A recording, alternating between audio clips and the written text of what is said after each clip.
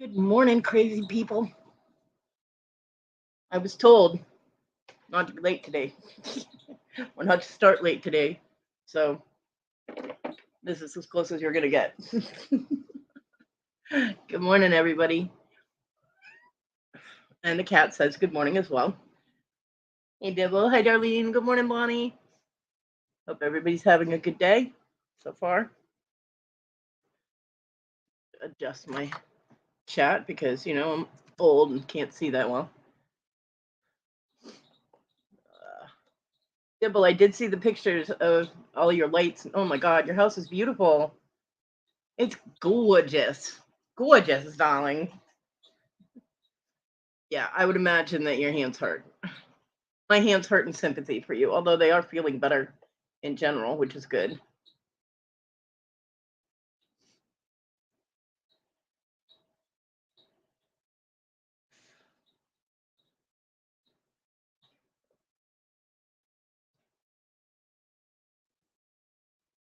And just scrolling through your chit chat, chit chat, chit chat.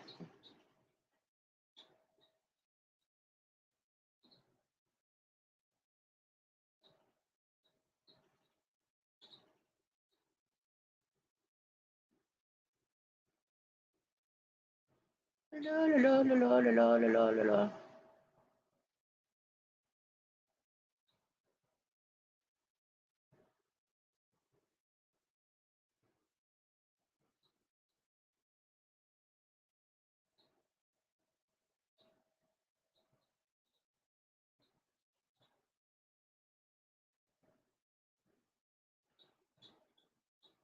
This moment of silence is brought to you by reading. Oh, I don't blame you, Bonnie. I don't like violent people in my house either.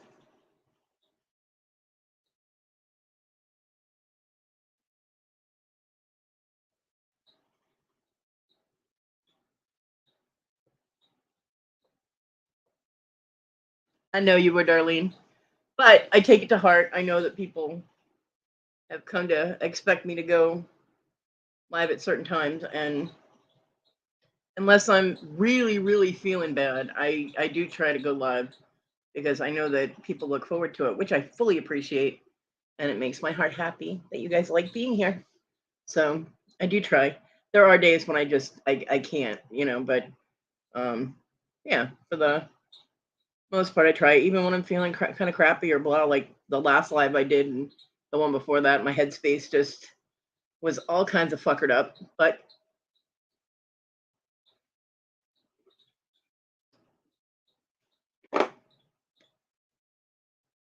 yeah. You know what's funny is that I set my alarm for like 9:15, right? So that I could get my YouTube chat popped out and get the StreamYard thing set up because I hadn't set it up in advance. Just to make you guys wonder if I was actually going to do a live. I don't like to be too predictable. Um, so I set my alarm for 9:15. I woke up at 8:45. I did actually get some sleep, which was good. And I was like, okay, well, I don't need the alarm on, so I went to shut it off. And my alarm, for some reason, got set for 12:45, which was what time I had it set up for yesterday, so that I wouldn't be late. Um, or it was what I had set up for Thursday, so I wouldn't be late to Ella's auction. But I distinctly remember setting it for 9:15 this morning. So I don't know what happened, but my phone, my old phone is apparently now possessed because it decided I didn't need the alarm, which ironically I didn't. But yeah, if I hadn't woken up, then I probably would not be here right now because I would have still been sleeping.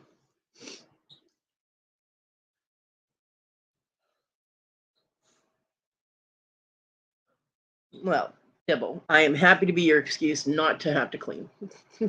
Up, can't clean. Kodi's on. Yeah, Bonnie, kids will do that. It's like, hello, no sleeping, we're here. Oh, thank you, Dibble. I love you.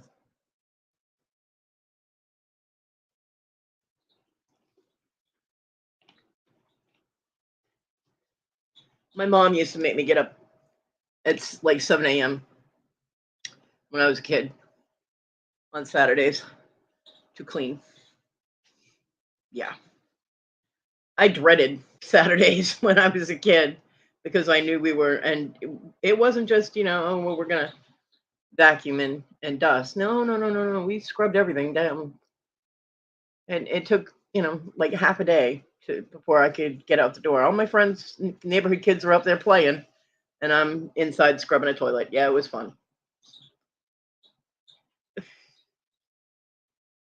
Which is why I'm a little resentful that neither one of my grandchildren or my daughter that my mom had custody of had to do jack shit all when they were kids. I'm like, wait, how come I had to do it? They didn't have to do it. That's not right. And now, of course, my mother waits on them hand and foot and does everything for them. I'm like, say, you should have made them clean when they were a kid like me. So,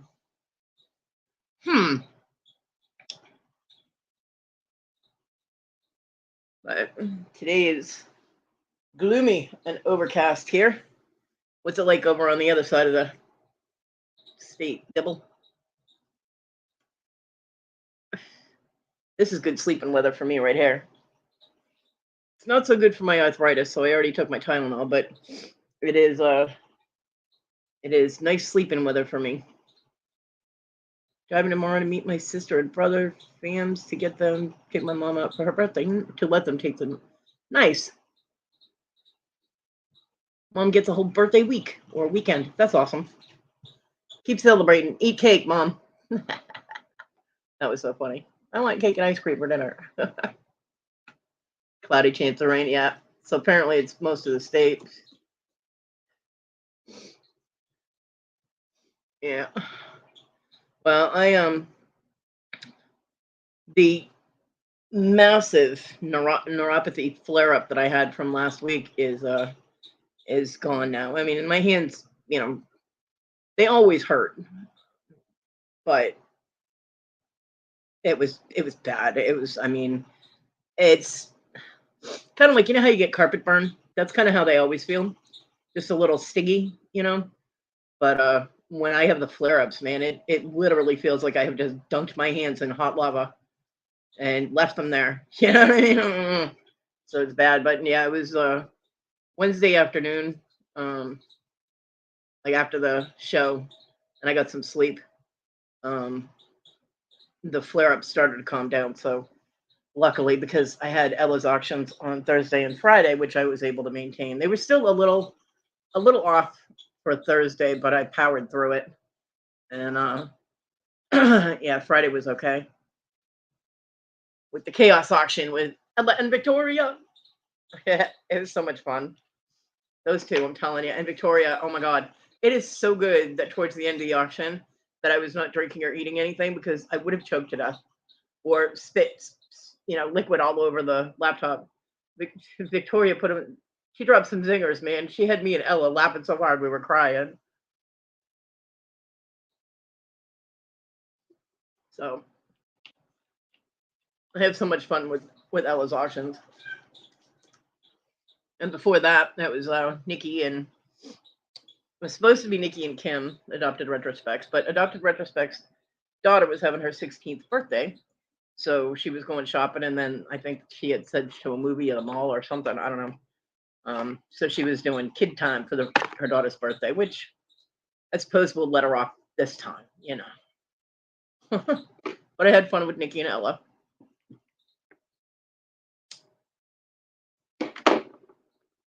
Nikki's always a good time. I love Nikki. She's so sweet.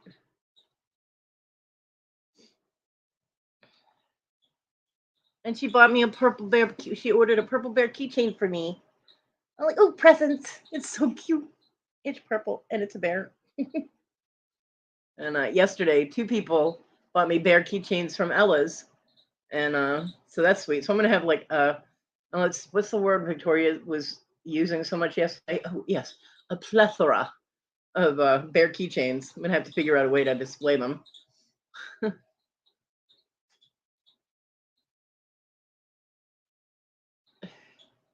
So it's very, very sweet of people.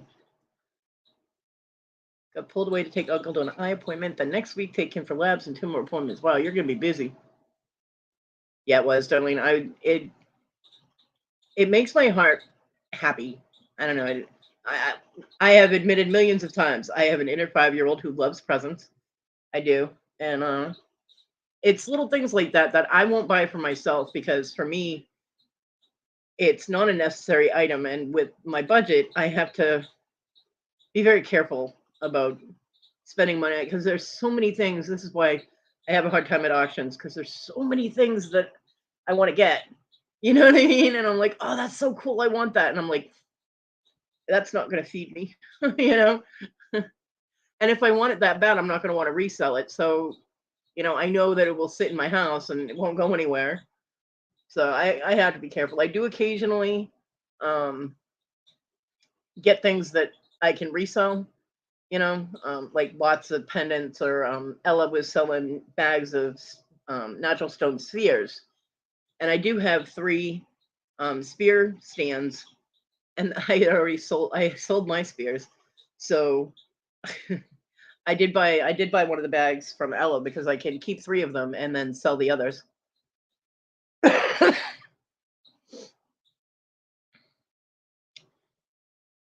Yeah, well, I can understand that, but you know what? If his son is like my son, you can't get him to do anything he doesn't want to do. So, you know, he probably asked him, and the kid said, "No, I'm busy." You know, or maybe he likes you better than his kid. You never know. Because I mean, people could tell me to have my son get more involved with me, and that's not going to do any good. You know what I mean? It's like it's a happy thought, but not going to happen. I look over and Marty is laying in my laundry basket, which is one of those little round ones, and Onyx is sticking her nose out towards her, and Marty just stuck her paw right through the side of the laundry basket to smack her. Yeah, see, there you go. Like I said, it could be like my son. Come on, cat, go. Ow! Son of the new wife lived with the uncle, yeah. Well, I mean, my kid didn't really do much here when he lived here. He complained about having to do what little he did, like, feeding me once a day and put the dog out and feeding the dog, giving the animals water. That was the extent of my son's caretaking. I'm not a caretaker. Yeah, I know. Yeah, well, what they need to do and what they're gonna do, you know, you can tell him all day long, and he's not gonna get to where he needs to go. And I feel bad for him for that. I feel bad that you are responsible enough to do what needs to be done, but still it inconveniences you a little bit. I mean, once a month or something would be okay, but when he has multiple appointments like that, I can understand you wanting them to do it, but it's like talking to a wall, you know? You can talk to it all you want. It's not going to do what you want it to do. Yeah, Bonnie. I mean, my son used to be like that. Before the leg amputation, my son would bend over backwards to help me out with stuff. He even a few times went to my mom's house to help her with yard work. Because she had some landscaping guys that were horrible. They like cut up a tree that had fallen and then they just left it there. She's like, no, you were supposed to take the pieces of the tree away. And they're like, oh, well, that's not covered in the contract, blah, blah, blah. So my son, and he recruited someone, and they went to my mom's house and moved all the big pieces of wood out of her yard, you know. I actually have pictures. She had told me she went grocery shopping, and she had a big order of groceries, and she was at Walmart when she called me, and she's like, I don't know how I'm going to get all this in the house because, of course, nobody at her house helps her. And I had pictures of my son. Because I drove him over there, and he carried all her groceries in for her. I was like, nope, Mom, you don't have to lift a thing. The boy's going to do it. And I actually have photographic proof of that somewhere. And now it's just like he's like, whatever, you know. So that's why I told her, I said, put the boy to work when he's there. If you need anything done, have him do it, you know?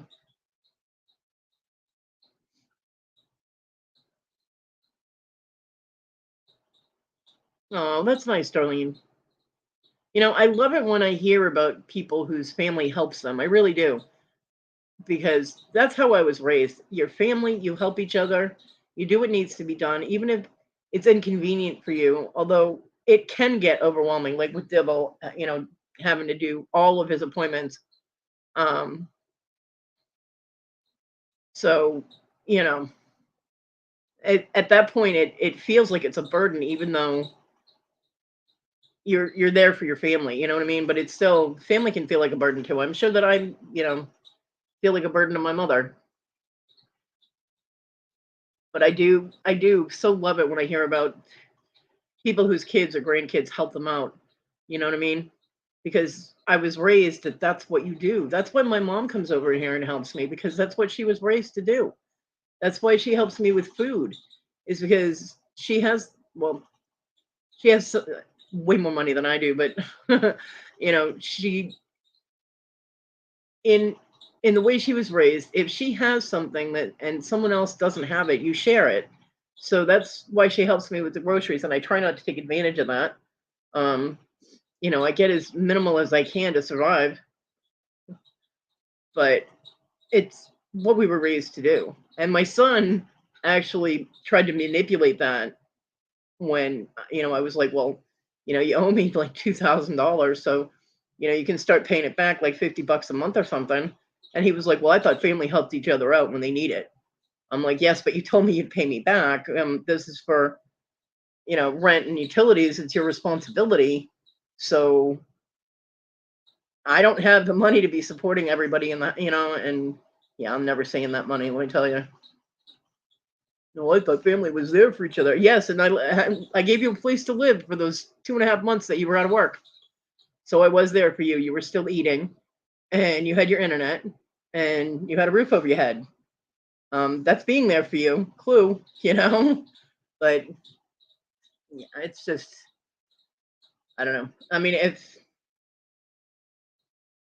I was in a financially sound place and my mom needed something or my son needed something, yeah, even though he's a dick, if or the grandkids needed something, I'd be right there and being like, here you go, because that's how I was raised,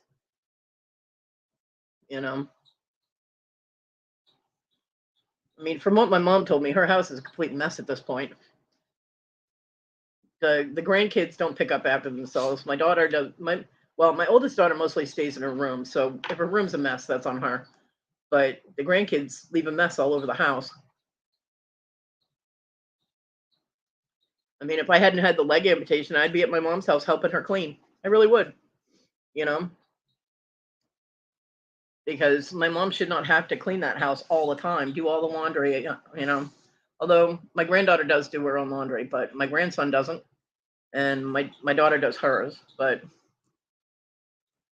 my granddaughter hoards dishes up in her room, and then she'll bring them down like once a month. When my mom runs out of dishes to put dinner on, she's like, "Sadie, bring the dishes down out of your room." And then my mom has to wash them all. I'm like, if she's gonna leave dishes up there for 2, 3 weeks at a time, and they're all crusty and gross, then her ass should be washing them. But yeah, I mean, it's those kids don't do anything for themselves. Now Sadie will cook a well, I don't really know what the extent of her cooking is, but she'll like say she makes a sandwich, like a cheese sandwich. She'll leave the bread on the counter open. She'll leave the cheese wrappers all over the counter. There's crumbs all over the counter. If she uses a paper towel or something to make the sandwich on, she'll leave the paper towel on the counter. She just doesn't pick up after herself. It's like, what the hell? I couldn't even leave a glass in a room and go to the bathroom and it would be gone. My mom would scoop it away. But this girl is like making a mess, and my mom will go in and clean it up. And I'm like, stop letting them take food to their room. You know, tell them no. She's like, well, they don't listen because you let them get away with it. But there is a part of it that my mom allows. I don't think she does it consciously on purpose, but my mom has always liked to kind of be the victim. She likes to complain to people. She used to complain to people about me all the time. She complained too much to family though, so then I was blacklisted. I wasn't invited to any family anythings ever again. I couldn't even go to my uncle's funeral. Um, I wasn't allowed to go to the memorial service. They were like, "Oh, well, there isn't one." And then I looked it up online, and yes, there was. Uh, so, you know, it does. She does overdo it sometimes. Like, okay, a good example of a recent one that she did. She had told my aunt Karen, um, that she comes over and helps me, and she'll like sweep and mop the floor, and which is very difficult to do in a wheelchair, by the way. But I have done it. It just hurts. And she'll do my dishes, which I've actually. Well, this week I asked her if she could do them, and last week because my hands just I couldn't hold on to the dishes. They hurt. So I did ask her the past couple of weeks, and next time I'm not because the woman doesn't know how to rinse a dish. She doesn't know how to rinse things well, and there ends up being soap all over it. So if I eat out of something that's got soap in it, I get my system gets very irritated. But she told my aunt casually, yeah, I do this, do that, do this, do this, because my aunt asked her what you do. So the day my aunt was coming over to help move my son's stuff with the little hand dolly, my mom goes, "Can you make sure that your dishes are already done?" And I'm like, "What?" She goes, "Well, Karen was upset that I was doing your dishes." And I was like, "Mom, I never at the time I had not asked her to do my dishes."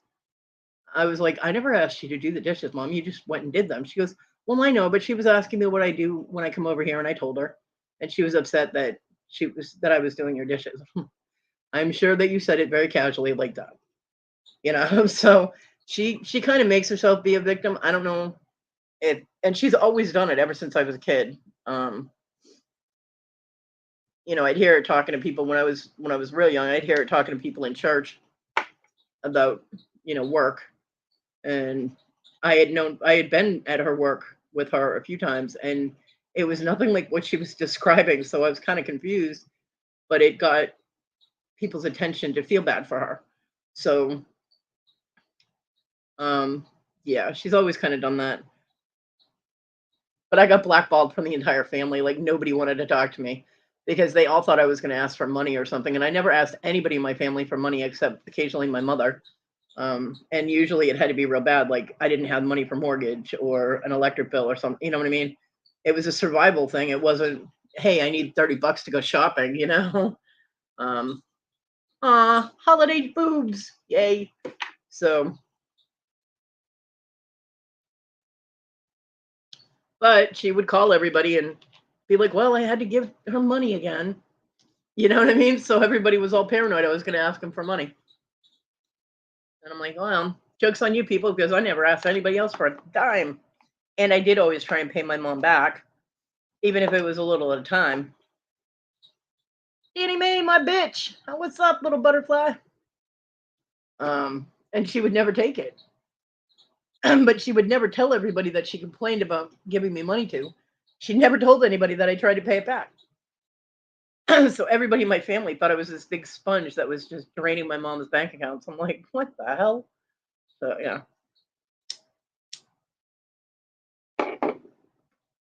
So that's kind of a personality glitch, I guess. And I know she does it. And I mean, it makes me feel bad that she complains about me, but it is what it is. So, but I am eternally grateful for her coming over here for multiple reasons. I just wish she would come over here and just sit and talk to me. I mean, she drinks instant coffee. I know that you coffee fanatics are all shuddering right now, going, "Oh, gross." But she does drink instant coffee, so it's not like she can't just bring it with her and sit and have a cup of coffee and talk to me, you know. Um, But she comes in and she'll do what she wants to get done for the day and help get my trash out. And then she's like, okay, well, gotta go. Bye. She's gone. You know what I mean? I'm like, I try to keep getting her to sit down to rest because she does want to go, go, go, go, go. And she's 90 years old and has COVID, repercussions. So I try to get her to rest a little more and sit and talk to me. And she's so twitchy that she can't stop touching things while she's sitting still. And I'm like, good Lord. But, you know, it does give me an in person, human being to talk to. Although she won't spend the money on a hearing aid. So you kind of have to yell everything at her. And then she thinks you're yelling at her instead of talking loud enough for her to hear. And especially with my teeth the way they are and words come out kind of wonky. She's like, you don't have to yell at me. And I'm like, I'm not yelling at you. I'm just talking so that you can hear me. Because it gets very, very annoying to hear, what? I can't hear you. What? I'm like, ugh.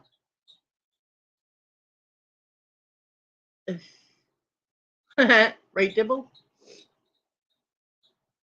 It's the boob. It's the boob signal instead of the bat signal. It's the boob signal. How's my Tig Tig? Do you give him lots of loves for me? I love my Tig Tig. Oh yeah, and how's that guy you live with?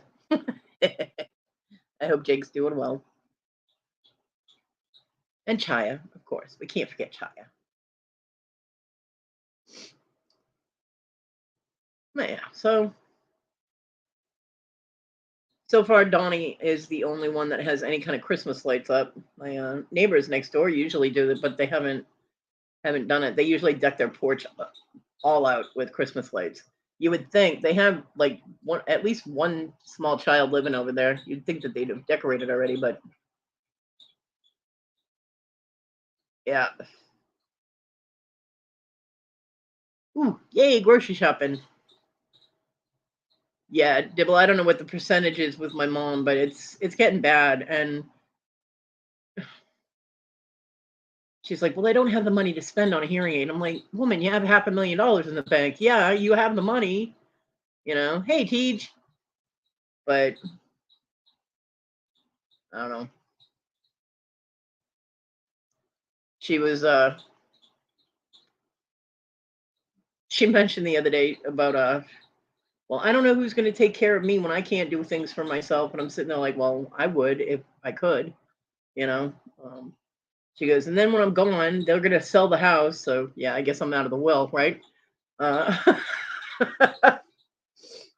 so she knows that, and it's so stupid because I mean, well, it depends on if Desiree and her boyfriend have a house at the time, but still, if you're handed a house, why would you sell it? You know what I mean? With the cost of housing these days, the house is fully paid for. There's no mortgage and no rent or anything. But yeah, and Desiree had a um. I know he's been posting videos, but don't. I haven't seen him in a couple of weeks, maybe. Yeah, Dibble. I'm the only child. They never adopted my daughter. They only had custody of her, so I'm the only legal child that they have.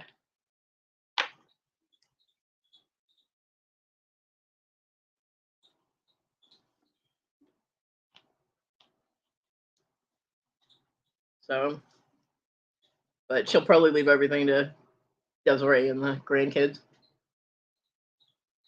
Which I mean, it's hers. She can do whatever she wants with it. She had told me before I was out of the will because I kept the money from my dad when he died. So I was like, okay, just make sure you leave my grandmother's ring to me because that's mine.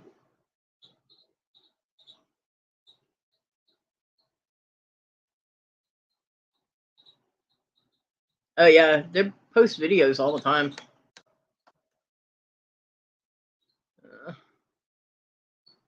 see, when was the last one? I can't see the chat right now, so I'll get back to it in a minute.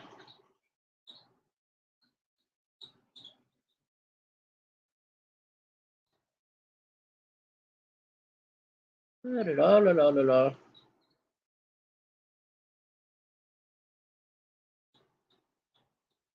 There it is. The last one they posted was actually 15 hours ago.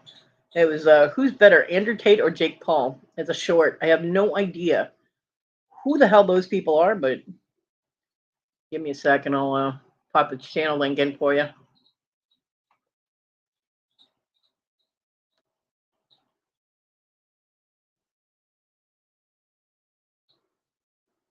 Morning, Irene. Here you go, Danny May. That's his that's Barry's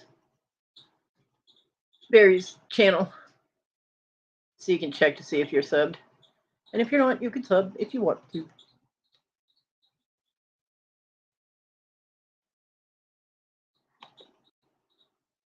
I forgot to pin my StreamYard link there.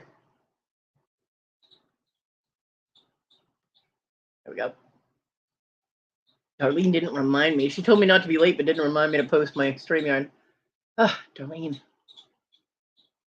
That just sounded like I reprimanded myself. That was so funny. And there's another Darlene now too, so I'm all kinds of like, what?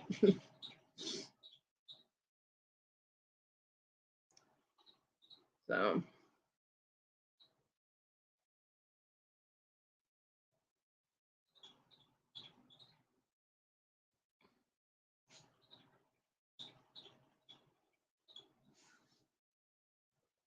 yeah.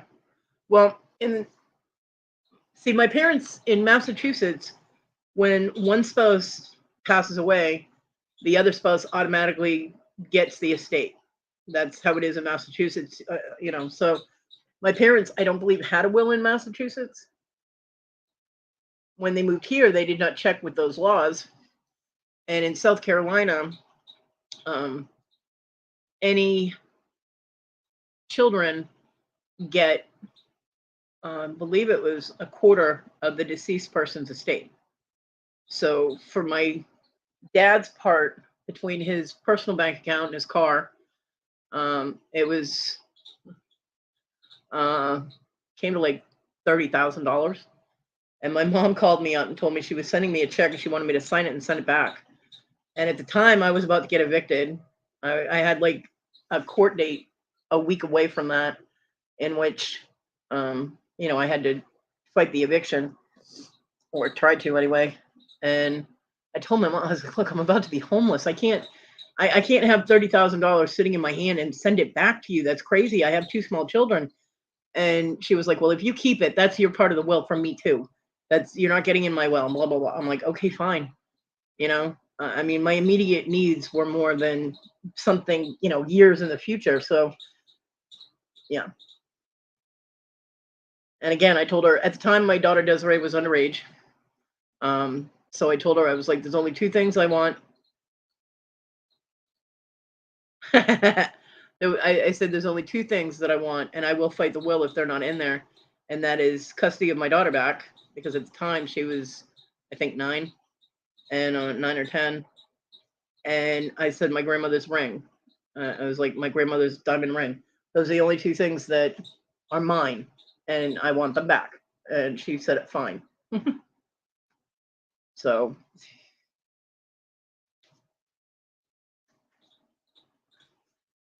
because when my grandmother, in the last year of her life, she started well, she was never diagnosed with it, but she was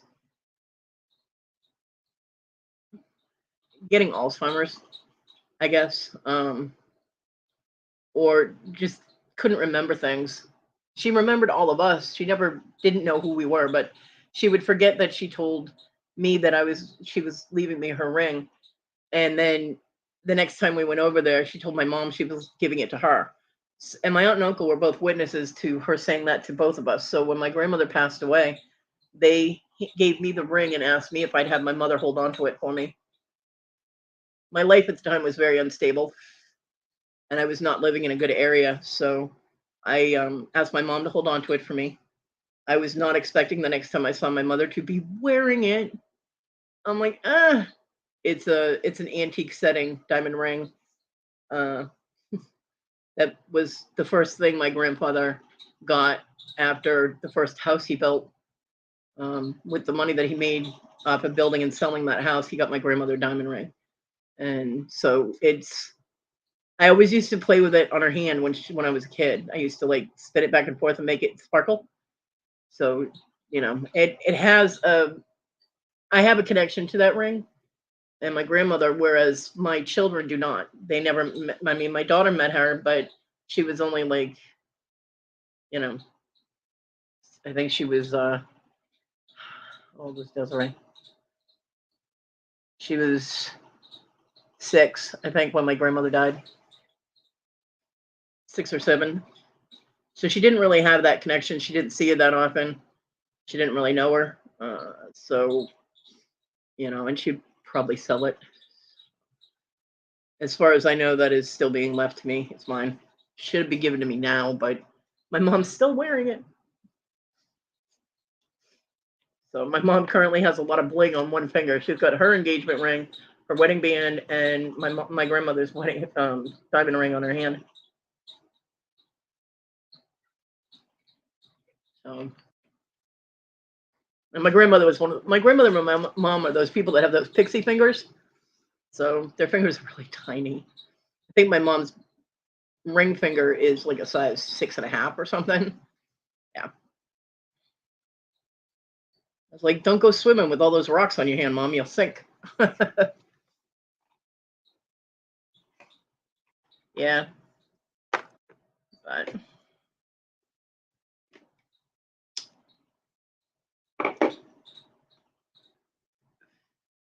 so yeah, so there was this whole, and my mom was mad at me for the time. And I was just like, I mean, by Danny Mae, get me something good. Don't forget Tig's treats.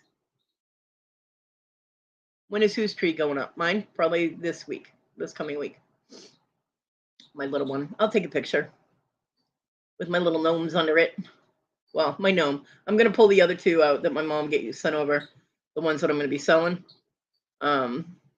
I'll put all the little gnomes under the tree and take a picture of it. It's so little, I know. And it will have more proportional size ornaments on it this year. I mean, the personal ornaments that John had gotten his last Christmas are big because they were bought for, a normal size tree. And those kind of overwhelm the tree a little bit, but I'm still putting them on there. And then my mom got me some small Christmas balls to put on it instead of the big, huge ones she had. So yeah, it's more proportional now. So that'll be good.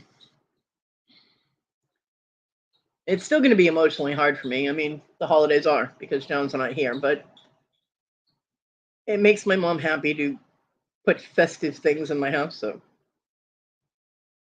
okay, Dibble, I will. Yay, presents!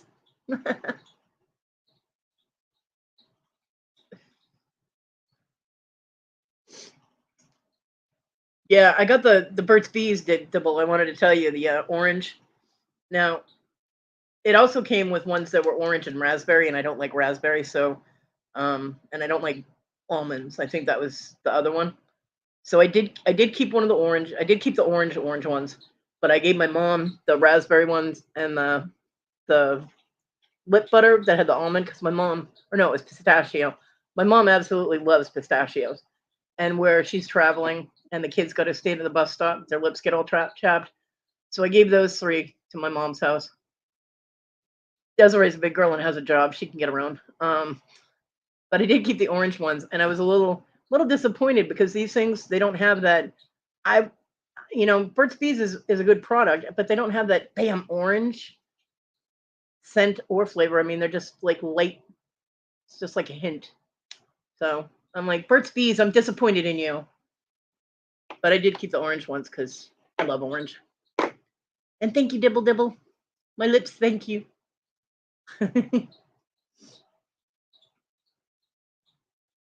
But I did share them because, there's no use for me to keep the flavors that I'm not going to use,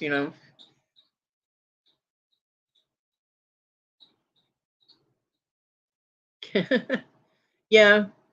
I mean, there's no real joy or glee. I mean, there is when I'm online because I got all you guys. You know what I mean? So, but when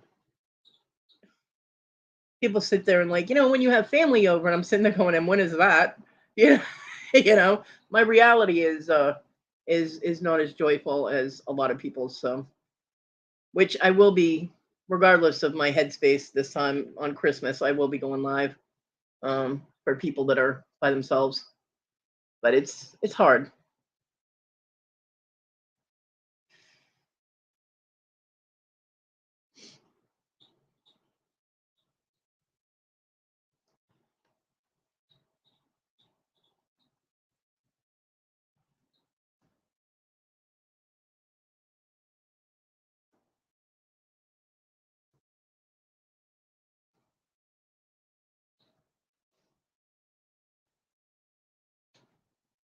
because my holiday actually starts on December 21st and ends January 1st. So it encompasses Christmas and all that. So,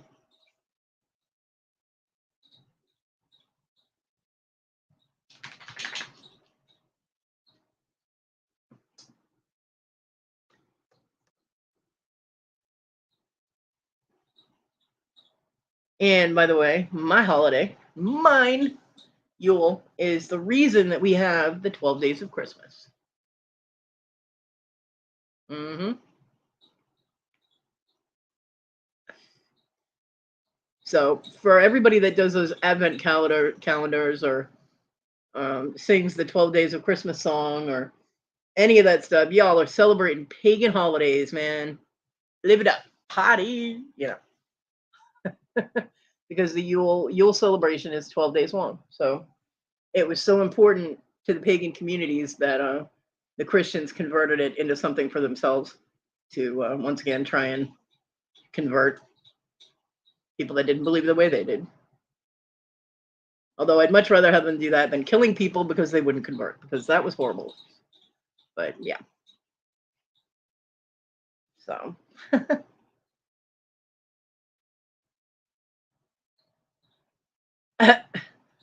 Dibble, I don't know what you're on, but you're not sharing, and I'm a little upset about that. I'm not a Scrooge actually. John was a bah humbug type of person. I'm not a Scrooge. I'm not down on the holidays. It's just that mine sucks. Um,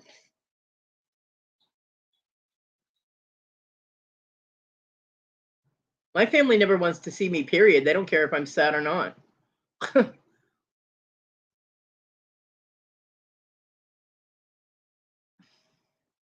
I mean, if I when I started when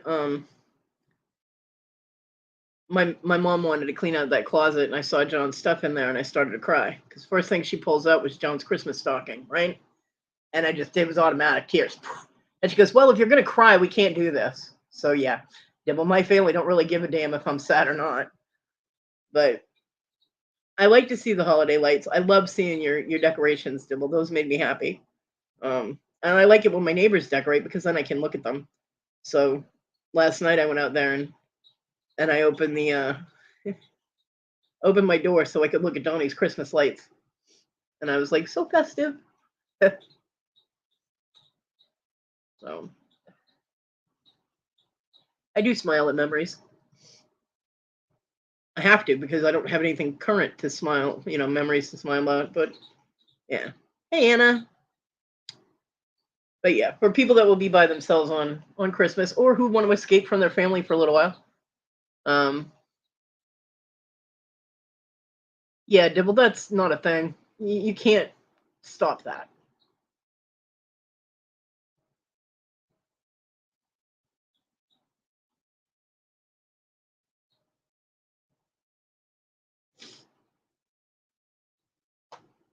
I can't anyway.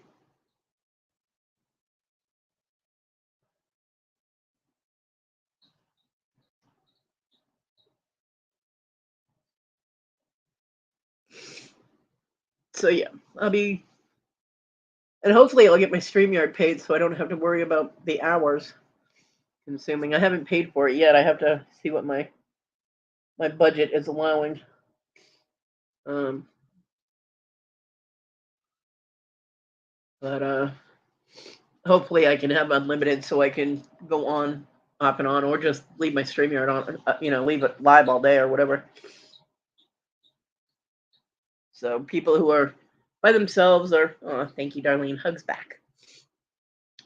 Or who, like I said, want to escape family for a little while, hiding in the closet with your phone, watching YouTube, going, oh God, there goes Kodi again. Or if you want family to leave, just turn it up, and I'll be all over here going, what the fuck? And family will be like, oh, how rude, and they'll leave.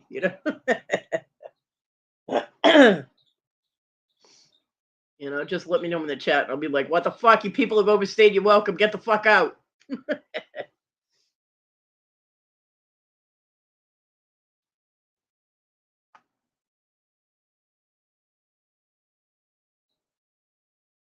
So,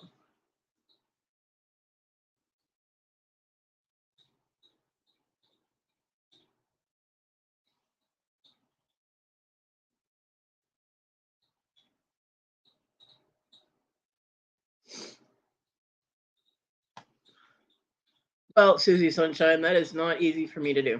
So,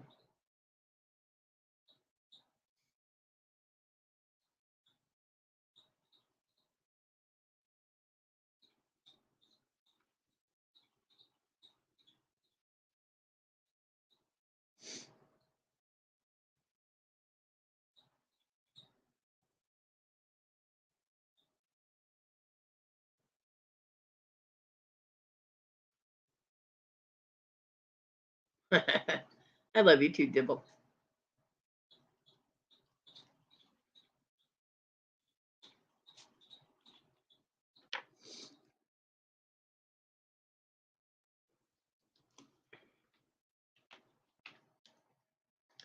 So some good news, hopefully, with the pills that I'm taking, my drug of choice here, with the Zenith pills. Apparently, because I measured on Friday, apparently I have lost a little bit of inchage in the waist department. I couldn't remember exactly where I measured my chest, so I either lost like an inch, half an inch to an inch there, or I measured it in the wrong place and it's not the correct place. But it's not like I'm going to draw a dotted line on myself to know exactly where I measured. But I do know that I lost some size around my waist, so that's a good thing, and that's for a week. So hopefully that keeps happening. That'll be good. As I've been following the directions as close as I can, and well, everybody likes the happy memory better, but my brain doesn't always work that way. I mean,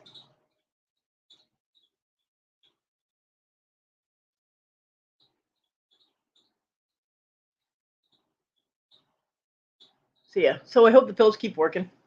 So far, so good. We're in a positive place with that, because I mean, sitting down and doing measurements. Hello, Jabba. Everything just goes. So it's not easy because I can't stand up. I'll fall over if I try and stand up and measure myself. If I stand up, I have to be leaning on things. So measuring is not a thing. But I think I got it pretty close to where I was when I measured the first time before I started taking them. So yay!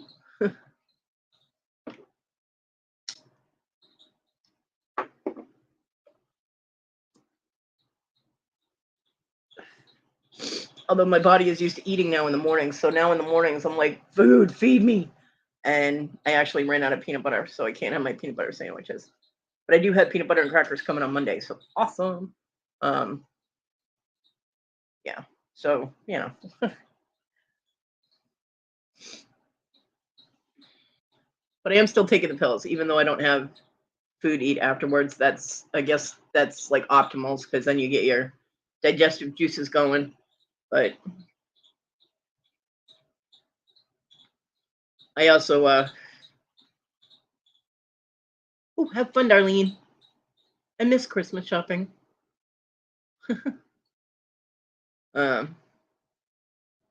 did switch to my orange soda more than my Pepsi. Usually I get an equal with my Pepsi. I get an equal amount of bottles. I get Pepsi, and then I get well, now I've been getting Orange Crush because Walmart has Orange Crush again, and it's the same price as the orange Fanta, but there's no caffeine in the orange, and you're not supposed to intake as much caffeine. The pills work better if you don't have that much caffeine. So I did switch that. I only got 2 bottles of Pepsi, and the rest were orange. So yeah, Dibble, I think they can probably see your house from space.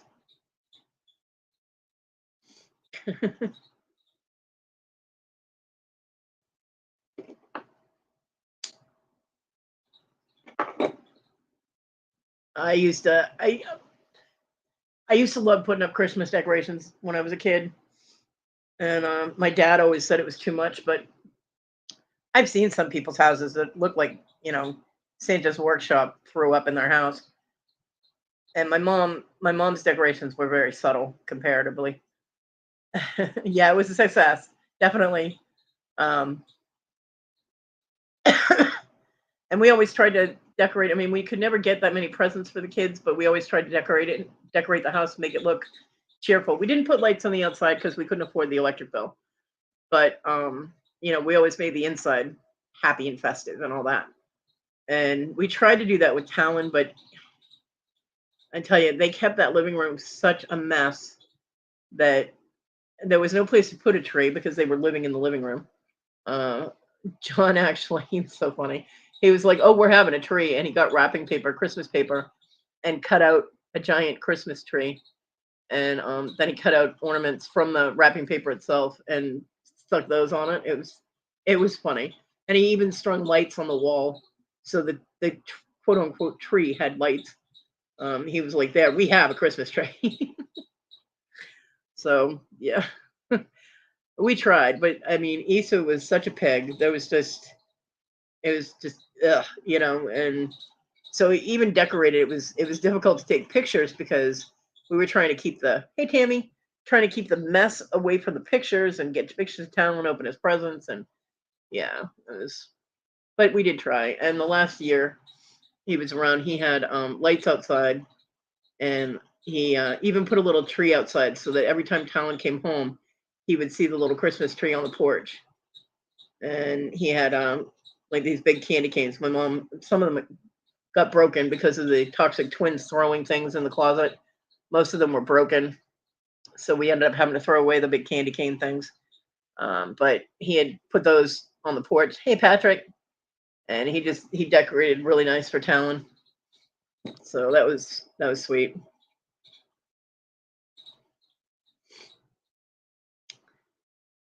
Jump, Patrick. So Jennifer, hi, honey.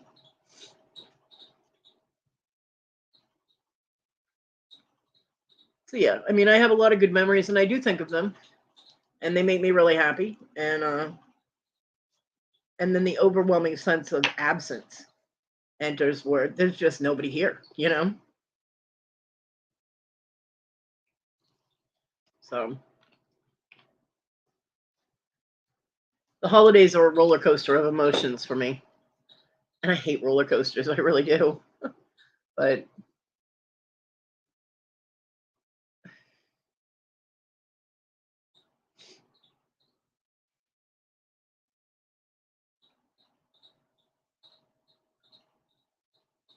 and hearing about people having family holidays and gatherings or going to Christmas parties and things like that. I mean, it makes me sad and happy at the same time because I'm so glad that my friends are having a good time. Um, and I'm sad that I'm not.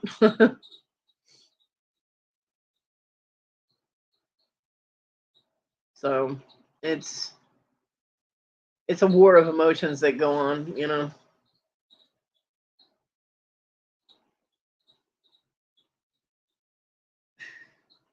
But we muddle through it. I'm still here. So my dad always made holidays miserable. They always got in a fight. He always had to find something to cause an argument with every single holiday, whether it was Christmas or Thanksgiving or Easter. He even caused fights on Fourth of July. It was crazy. Um, I have a vague memory of like one Christmas where he didn't cause a problem.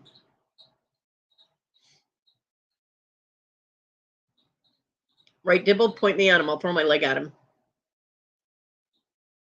My dad always had to cause an argument about whatever, and it could be the stupidest things. He when I was real little, he used to get my mom a new ornament every year. That was his thing because he could never figure out what to get my mom. So he would get her a new ornament for the tree every year. And I think I was around 10 or 11, and he stopped doing that. Ooh, damn, Dibble. Well, I guess I'm not going to throw my leg at him. I'd never get that back. So, and I remember my dad mentioning, well, I'm not getting you an ornament this year because the tree's got too many damn ornaments. Right. So I saved up all my allowance money, and I mean, I used to do that anyway so that I could get Christmas presents and stuff. And I got my mom an ornament with the date on it. So after that, I took over giving my mom an ornament every year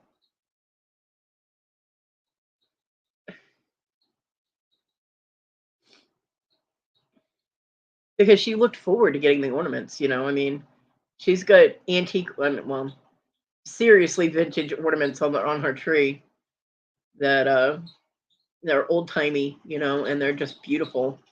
So yeah. So I took over. I used to get a little. I mean, it wasn't anything fancy. Like, I mean, my dad, when he was buying our ornaments, would buy these, like, they were really expensive. They were like, $50, $60 ornaments. I couldn't do that, but I'd get her a little Hallmark ornament with the date on it or something, and stuff like that. And I actually have some of the handmade ornaments that she did because my mom being a crafter, knitting. We have little tiny knitted Christmas stockings and different things that she had on the tree when I was a kid. She actually gave me a whole bunch of them, and I'm really hoping they were not in the box that my son threw out the door. I'm hoping they're still in my room somewhere with the ceramic ornaments that I painted, which I cannot put on my tree because they're way too heavy. My itty bitty tree would fall over. Um, but yeah, when I was 9 and 10, I think there were about 3 years in there where I was painting ceramics. My aunt got me into that. Then I did a bunch of Christmas ornaments. I got one that's so cute. It's this little mouse. It's a house, like a house that's got a window, and the mouse is hanging out the window in the front of it, and then in the back you turn the ornament over and his butt's hanging out the other side. It's so cute. I love that ornament. I did another one. It's a chimney, and it's got a Santa's butt and his feet sticking out of the top of the chimney. Yeah, they're cute. They're cute.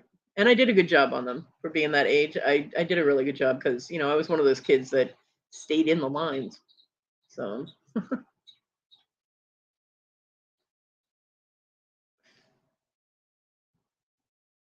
yeah.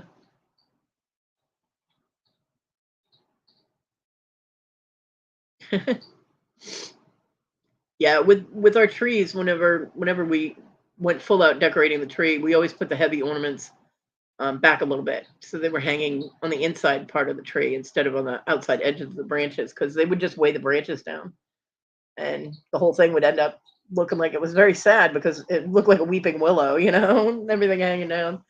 But yeah, we put the ornaments inside on the sturdier part of the branches.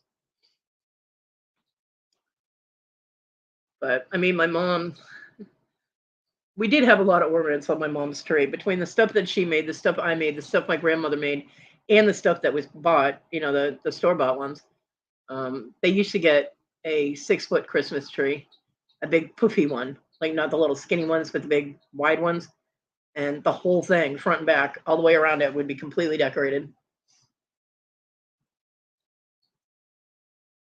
And now my mom doesn't even know if they're putting the tree up this year. If they don't, it will be the first time in at least, how the hell old am I? 53? I don't know. In at least 50 something years that they have not had a Christmas tree. Um,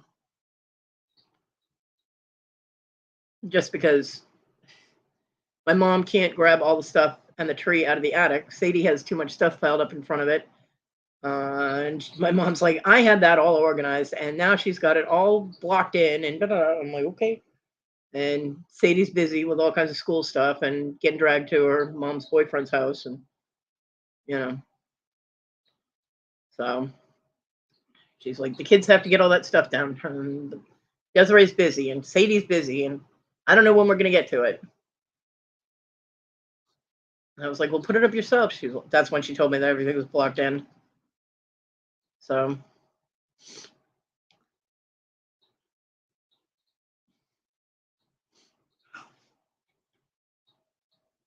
I did find out when we cleaned out that closet, I did find out I have a whole bunch of Christmas Village stuff, like the resin or whatever. Like they kind of look like the Department 56 Village. I'm not saying they are, but then that style. I have no idea where they came from. I have never put up a Christmas Village in my life, so I don't know where those came from. Um, so yeah, I have like 10 of them in the bottom of a tote with other stuff that we just kind of piled in there. I mean, I don't have any room to display it anyway, but yeah, when my mom's like, "Oh, these are nice," and I'm like, "Where the hell did those come from?" She goes, "Well, they're yours, aren't they?" I'm like, "Well, they are now." I'm like, "But I have no idea." So I don't know if the Toxic Twins left them here, or if um,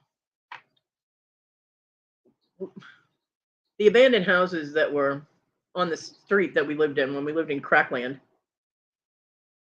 John went into one of them, and there were totes in there, and they were Christmas stuff, and he dragged them over to our house, and he went through them, and they might have come from that, that someone just left their Christmas ornaments in, and oddly enough, none of the crackheads that were in there smashed them up. So yeah, I don't know, but yeah, they're mine now. I was like, oh look, stuff I can sell, and then my mom put it in the bottom of the tote and stuck it in the closet. I'm like, we're not, I'm like, we're not. So I definitely don't have any place to put that tote in my room. So I mean, I way too many in my room as it is. So I don't know. Maybe I'll try and get them sold next year or something, or after Christmas sometime, after we get everything organized and get this stuff out of my room. Ugh.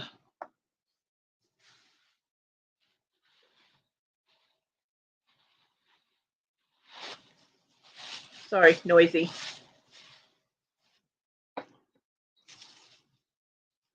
Hmm.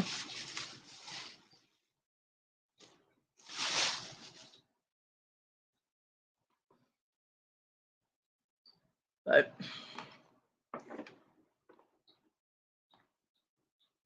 yeah, I'm still debating on whether or not I'm going to do a sale before Christmas. I know that the post office had sent me a thing that said regular mail packages, like the way I ship, pirate ship or whatever, priority, has to, the best time to send out is by December 17th, which, I can do my shipping and everything more easily now because I solved that problem. But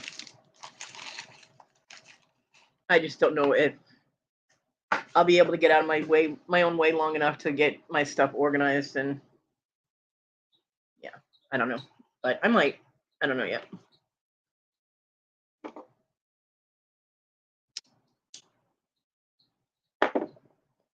Because I did get some stuff that I had bought. I got some pendants from Jabby, and I got some jewelry from Robin. So I do have new stuff that I can show.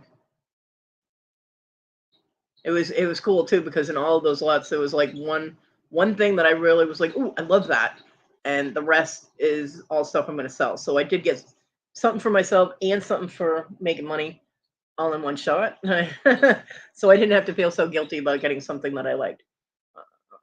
But yeah, that was investment in selling. So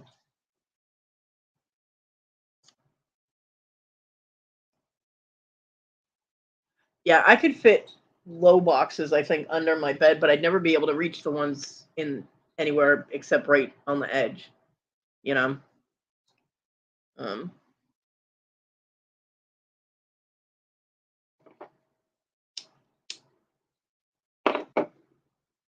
I'd have to do the low profile ones because there's only maybe 12 inches of clearance under my bed.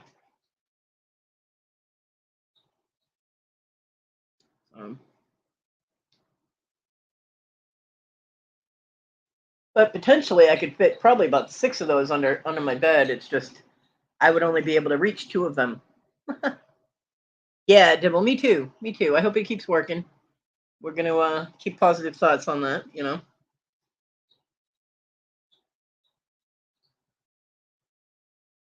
So I've been a good girl. I take them like I'm supposed to.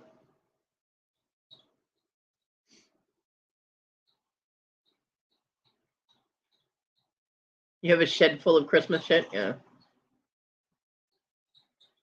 Well, I know I have more Christmas ornaments in my room, and I think those are the ones that we used to use every year. Whereas the ones that were in the other room were more like they're there if we want to use them. Oh, the pills, Jennifer, that Victoria and Donna are doing. They're they help get your leptin levels regulated, like your hormone levels regulated, and they work as an appetite suppressant. And once your leptin levels are evened out, yeah, the pill for losing weight. Yeah, Victoria and Donna. There are a few other people too, but I don't know who they are. It's not my business who's investing in what. You know what I'm saying? It's kosher. It's cool. But yeah, since Donna and Victoria presented it, that's who I always refer to. So yeah, I've lost some size around my waist already. It's been a week, almost a week. I started them on Monday, but I did another measurement on Friday, and the tape measure is definitely coming over closer. You know what I mean? There's less space on that tape measure now, or more space, or whatever. You know. So I've definitely lost some size around the belly.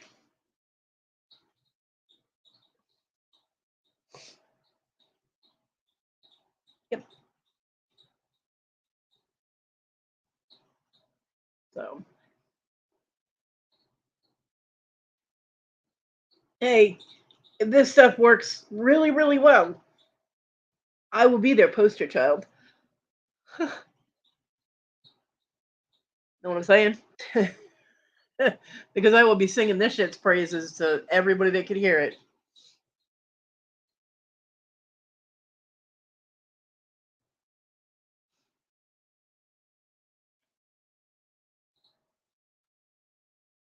Wish I could say that. See, I can't do the weight measurement because I can't stand on a scale, but I have to go by inches, you know, by the measurements.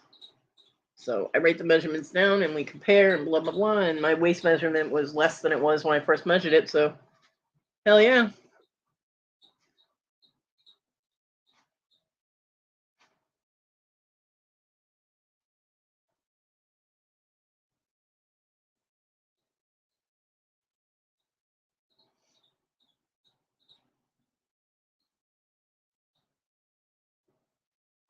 Devil. Well, don't share any of it with me because I don't need to add. You know what I mean?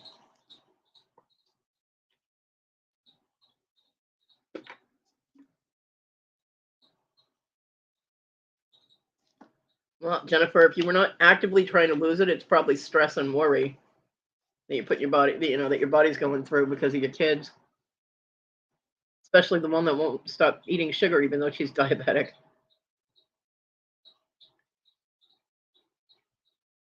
Because stress will do it too.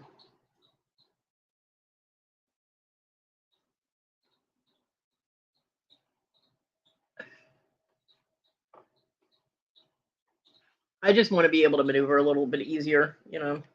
And if I can lose the poundage, you know, if I lose the weight, it won't be as much stress on my knees, and I should be able to use my prosthetic a little bit better because I won't have all that weight coming down on my arthritic knees.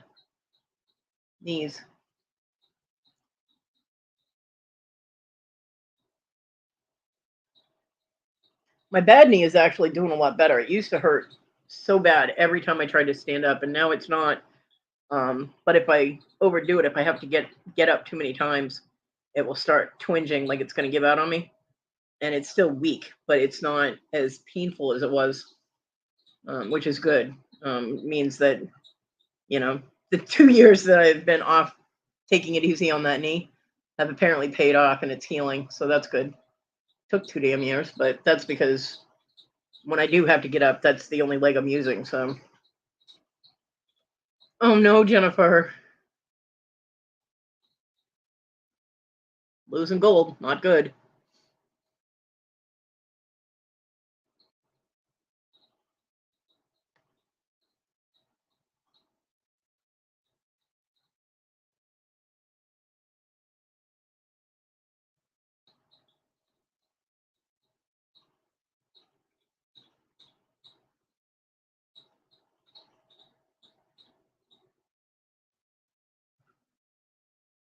How's the bad leg at the wrap point? What's a wrap point? What are you talking about? I mean, they're both bad because I'm missing one leg, and the other knee is on my right leg is messed up. So you need to be more specific.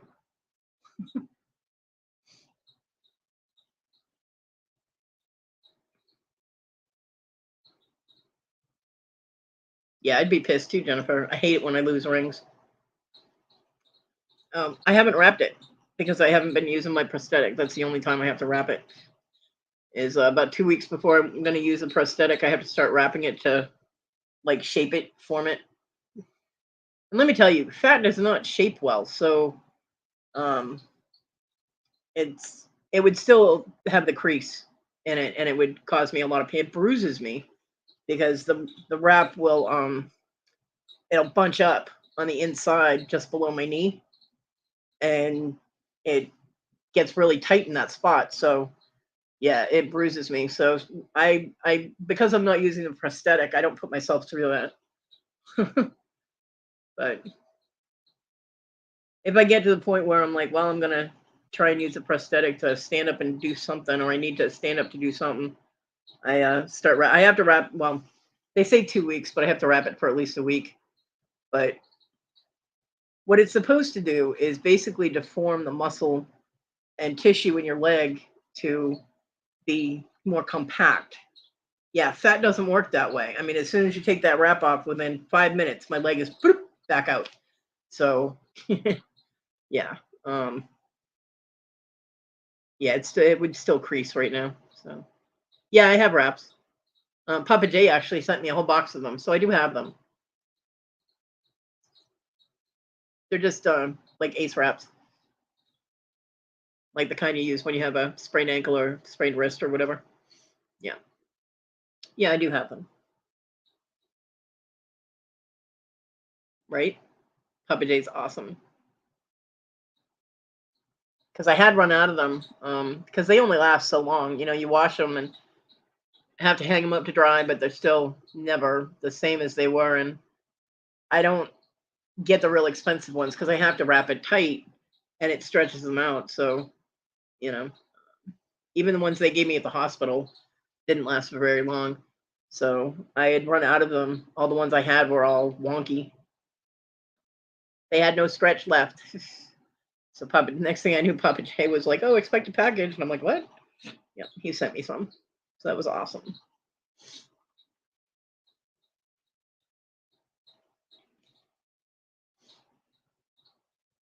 Yep, yep. That's one of the things I'm hoping for is if I lose the mass and I'm able to, well, then the wraps will actually do what they're supposed to do. If I can lose the fat off my leg, you know, it would do what it's supposed to do when I wrap it. Um, but it will also make there'll be less pressure on my knees, so I might actually be able to walk with my prosthetic instead of just standing in one place. So then the only problem is that the prosthetic is made to fit a fat leg, and I won't have one anymore. But I do have the see what they do is they give you these sleeves that go over your leg after you put the silicone type of thing on. They have these, they call them socks, and they put it over, and they're different thicknesses. And so I can put those in it to pad it so it will fit better. But You know, I will dibble. So,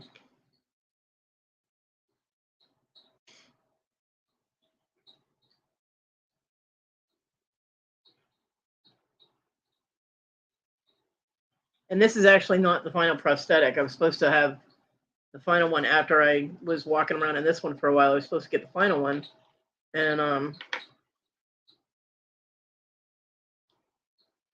was never able to get back. Well, I wasn't able to use it really comfortably, and I was never able to get back to the doctor. So, because the last prosthetic appointment I had, Issa said she was going to take me, and then she canceled. So,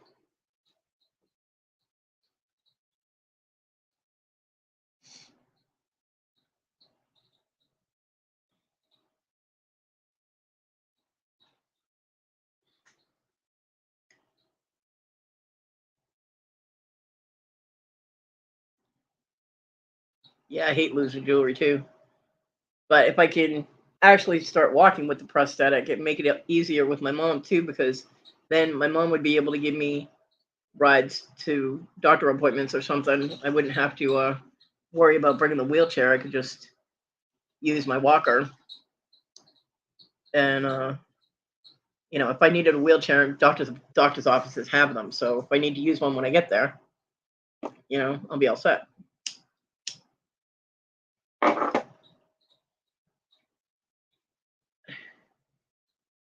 But I might be able to actually go to a store. I haven't been to a store in over 3 years. Yeah. I'd have to go to a store that has those riding carts though, because there's no way, even with being able to use a prosthetic, I'd be able to walk around Walmart or something. But I'd be able to get maybe to the door. You know what I mean? Or my mom could drop me off at the door, and I'd be able to get in and get the little cart if they're plugged in and charged. So, that kind of thing.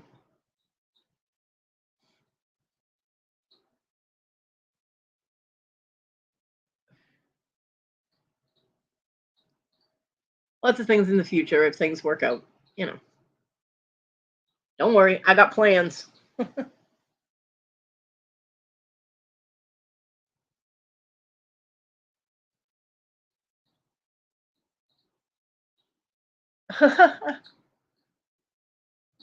Well, I appreciate that, Dibble. Still not the same thing for me, but I appreciate it. Yeah.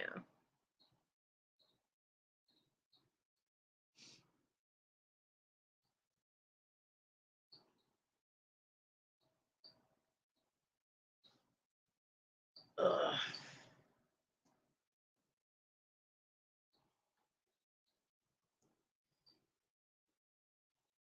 So,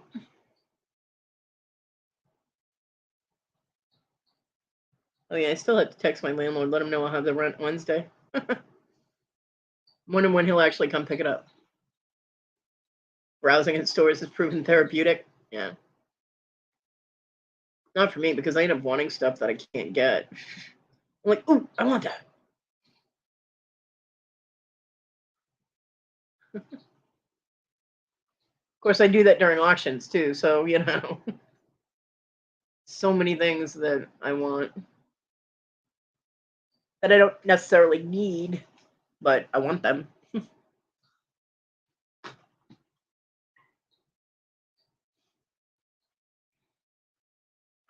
I mean, I actually have to stop myself because I don't have any place to display anything except out in my studio, and there's not a lot of display space there. So, you know, I can't put things up in this room because everything hits the floor. The cat's knocked over. I have a bag of diabetic stuff, like test strips and the little pokey things. I think there's even a blood sugar monitor thing in there. The little thing you put the test strips in to test your sugar. Because when the hospital said, "Oh, you're diabetic," John went out and got me all this stuff, and I have no use for it because I'm not diabetic. And it was up on the baker's rack thing that's in my room, and the cat's knocked it on the floor. And I had my mom, I couldn't get to it, so I had my mom pick it up. And she was like, "Well, where do you want me to put it?" And I should have had her put it in the storage room, and I didn't think about it. I was like, "Just put it back up on the shelf." Well, she puts it like on the very edge of the shelf. Yeah, that hit the floor again yesterday.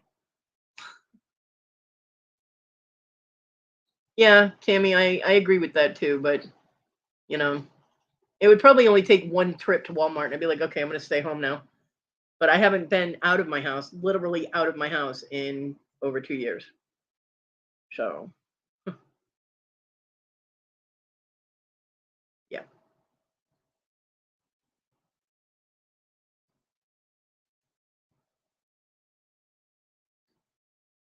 because John died in February of 2020, and then Issa was still here until mm, June of 2020, and then she took me to my last appointment the end of June, and that was the last time I left my house, was June of 2020, somewhere in there. Let me see.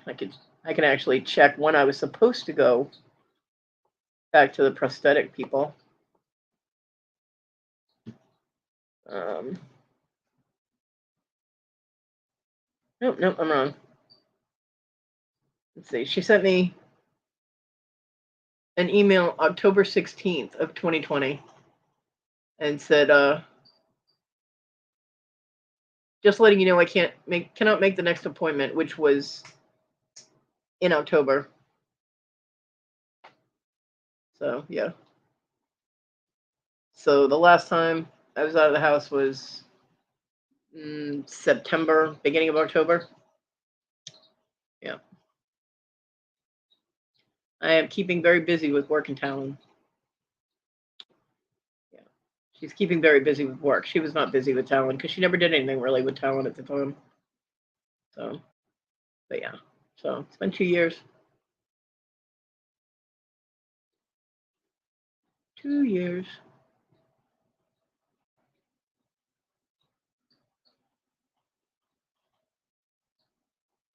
Oh, looks like I'm getting something from Social Security today. I wonder what they're going to tell me this time. Supposed to get a package today too, and one on Monday, and two on Monday. Interesting.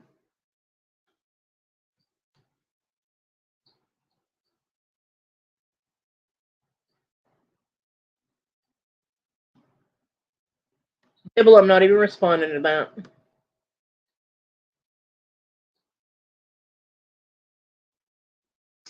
Oh, Tammy, that sucks.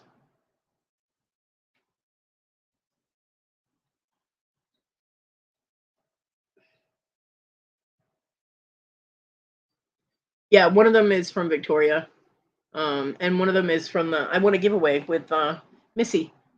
And when Missy's giveaway on the during the auction, it's it it's in the shape of a lollipop, a big lollipop, and they're lip glosses, like lip balms, and there's I think 6 of them in it.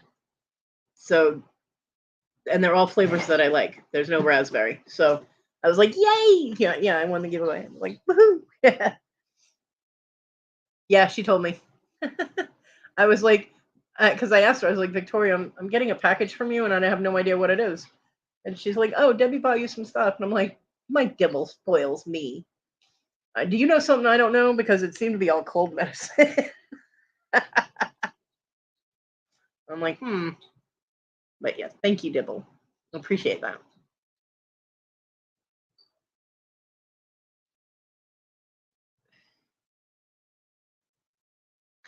Hi, Ted. TG's not here, so you're gonna put bananas in my chat. Yeah, it's a good idea to have that stuff on hand. I agree. I still have my Mucinex, so I haven't had to take that lately because I haven't been using the vape. I use the vape when I run out of cigarettes, and it does start getting. I do start getting the congestion. The vape thing is just ever since the COVID. Ever since I was sick, the vape seems to affect my lungs different. So unfortunately, but I do use it when I run out of cigarettes. So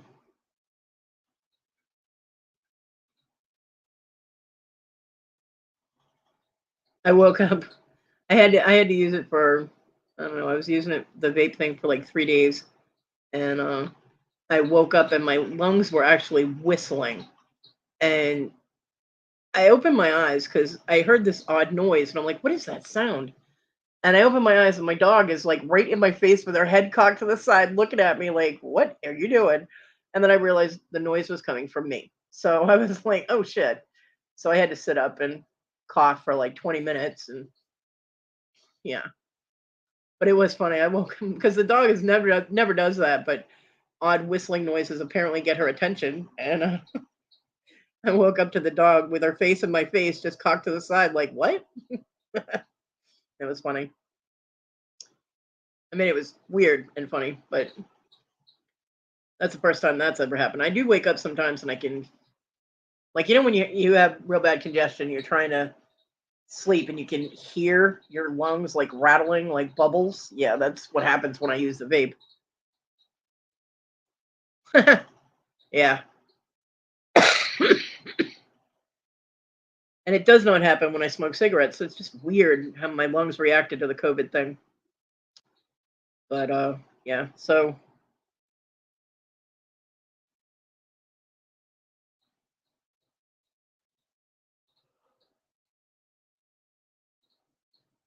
that's an extra thing that wakes me up when I don't have cigarettes. My breathing will wake me up because I can feel it in my lungs, and then I hear it. As I start to wake up, I'm like, I'm like, what the hell? And I have to sit up and I have to cough and get rid of that congestion. So,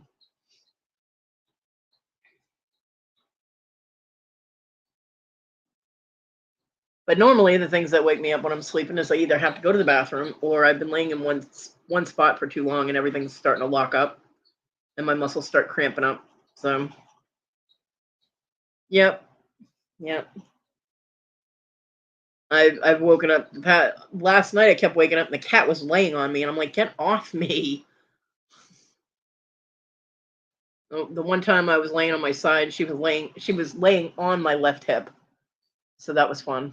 I'm like, and then the second time I woke up and she was on my chest, which I ended up on my back, and she just crawled up onto my chest. So I woke up and the cat's nose was almost touching my nose. I'm like, what the fuck? Get off me.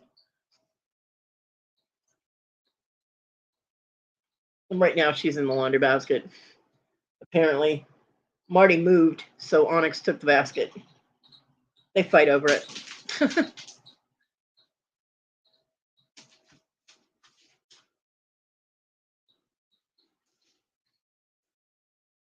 Oh, I don't know where Marty is. Probably in a box somewhere. Nice of me. Because I don't see her evil butt anywhere.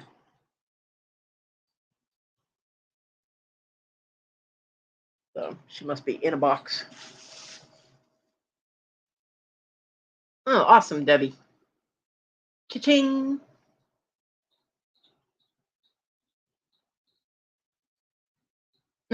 That might help. You sell more if you lift more, right? Isn't that how it works?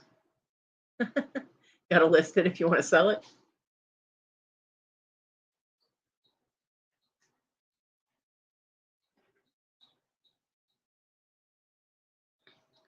My dog is being silly.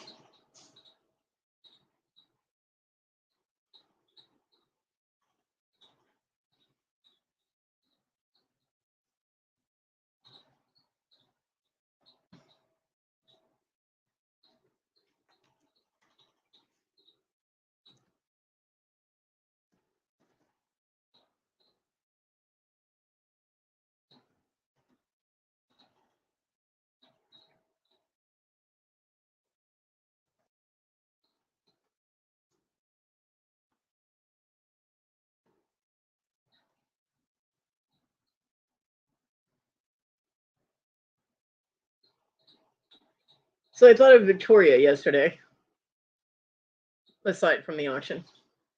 I was in my happy color application, my color by number thing. And Marvel has a superhero character which I didn't know anything about. I was like, what is this? But I found out Marvel has a superhero called Squirrel Girl. And there was a picture in my happy color, so I colored it, and it was so cute because it's got squirrels in it, and it's got this girl with little ears and a tail, and yeah, I was like, oh look, it's Victoria, Squirrel Girl.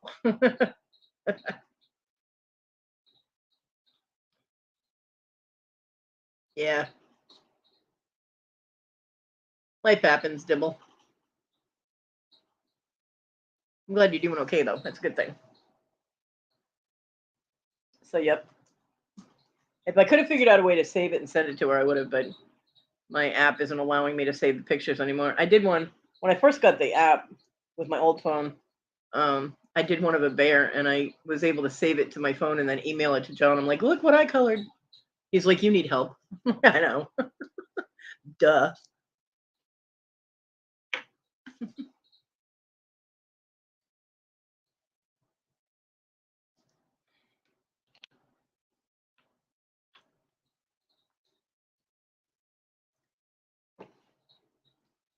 So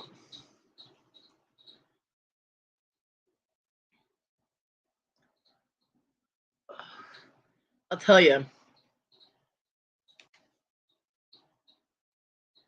one of the best gifts I was ever given, most useful, practical, and is used constantly, is the back scratcher that Dan the Ants Man sent me. Oh my god, I love this thing. I use it all the time. Onyx likes it too. She likes to attack it whenever I'm using it. If she sees me using it right now, she would be like meow, and she'd be over here in a heartbeat. So I gotta go quick, and because she thinks it's hers and it's a toy, and I'm like, no, it's mine. It's not a toy. I just looked over and she's staring at me through the little slats in the laundry basket, like, I see what you're doing there. Okay, that's getting put back because she tends to try and grab it while I'm using it, and I end up getting claws in my back. So it's all put away. Haha. um, but yeah, it's a bear paw. I think I showed it to you guys when I got it. It extends out and it's a bear paw, and the claws curl over, and that's the part you scratch with. And the handle has little bear paw prints all over it. Best back scratcher ever. Ever. And Dan the Instant Man sent that to me. I think he sent it to me for my birthday a couple of years ago. I love it.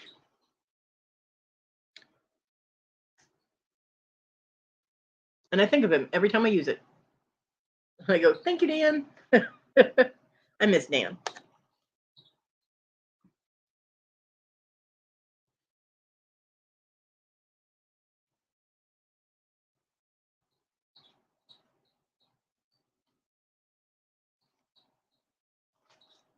Yeah, that only works if you qualify for loan or financing. Hey, TG, give the halo back. Kathy might not pop in here all that often, but you can't steal her halo. I miss Kathy too. My groovy giggle girl. I texted her a couple of days ago. I don't think she's seen the text yet. Although I left a comment on her video that she hearted. She put a heart on it. That I let her know I texted her. But I don't think she's looked at it yet.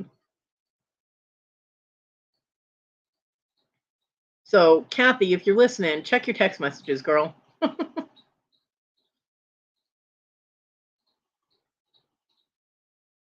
It's a little bit important.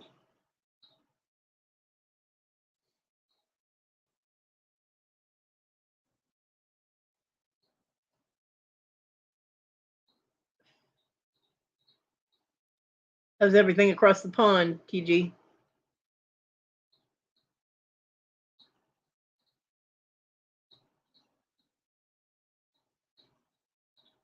They get their strike bullshit worked out yet? Oh, it's raining. It's raining. It's pouring. The old man is snoring.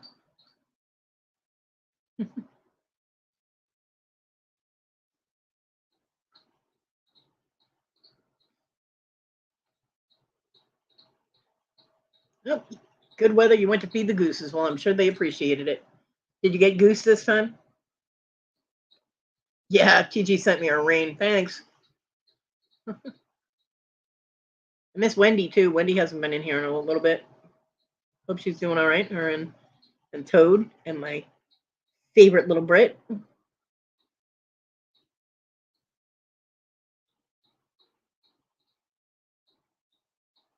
You got ducked? Well, alrighty then.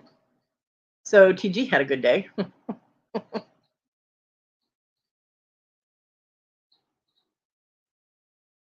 And of course, beautiful Susanna. Did everybody see that Susanna put up a thing for coming back with her stuff after Christmas? Let me see. I know I saw it. Hopefully it's still there.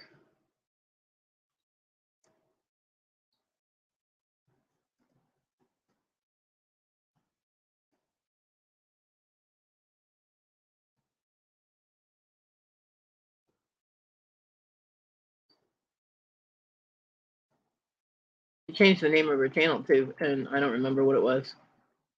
So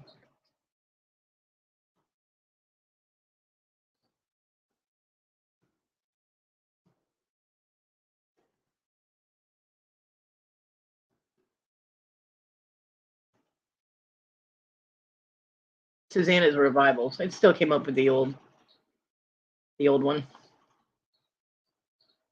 I found it. Yep. On January 18th, Susanna will be back. Yes. I'm so excited. She will be having her Angels of Auction on January 18th. It's a few days before my birthday. Woohoo! I'm so excited. And of course, we have the Tina, how the fuck are ya? Just for Tina.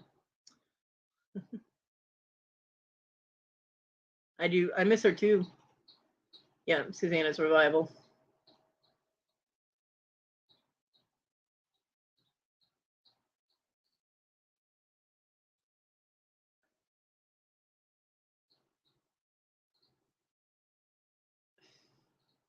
Absolutely, Dibble. I love when she pops in and says hello. But I miss chit-chatting. She is not coming back with a Vegemite anything. Do not do that to our Susanna TG. Ugh, gross. Yuck.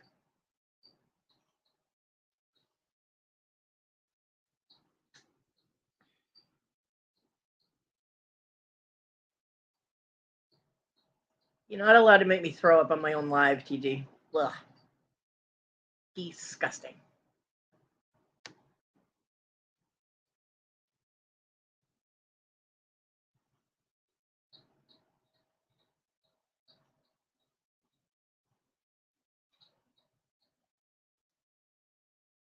Right, Dibble? I love Susanna and Tina, and they're just so sweet.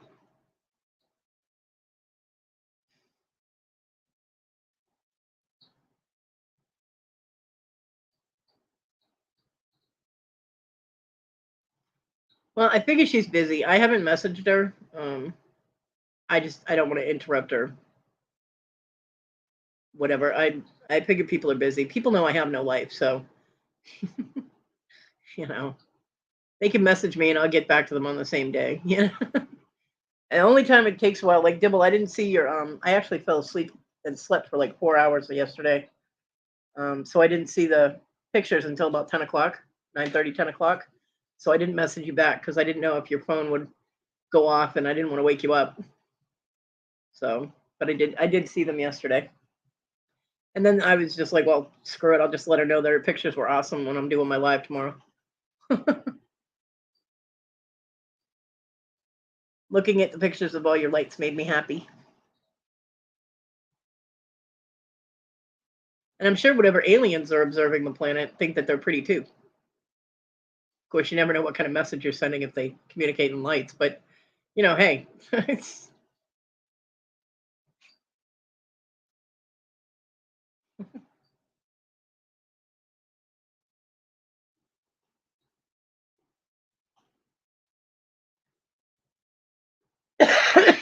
well, excuse me.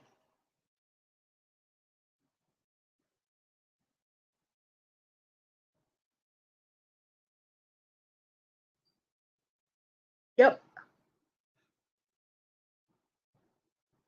she did. She put it up Thursday. I watched it. Yeah, these videos are always awesome.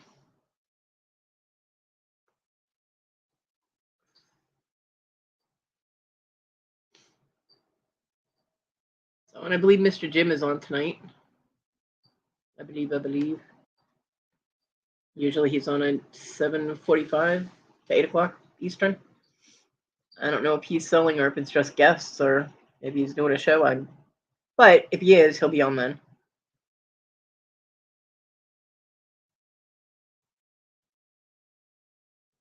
I think Melanie and Laura are doing one right now.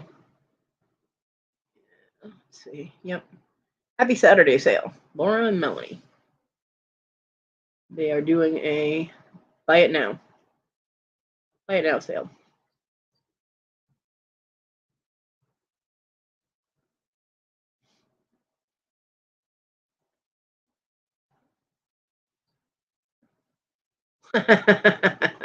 Right, Jennifer, I know exactly who you're saying hello to.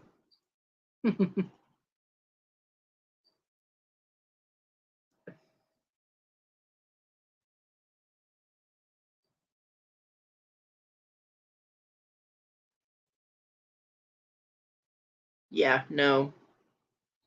Give the halo back.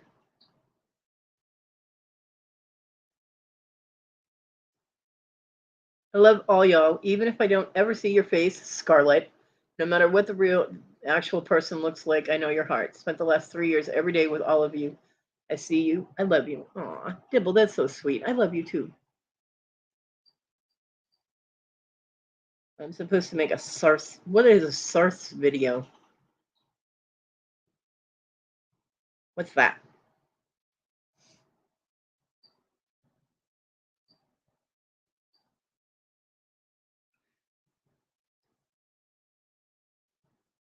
What you talking about, Lucy? Oh, I love you too, TG.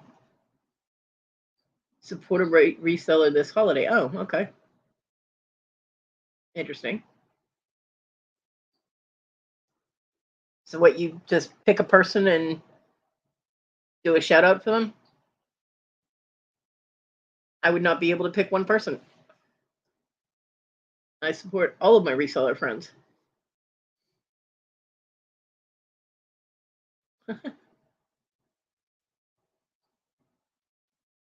Whose idea was this? Where did the idea come from?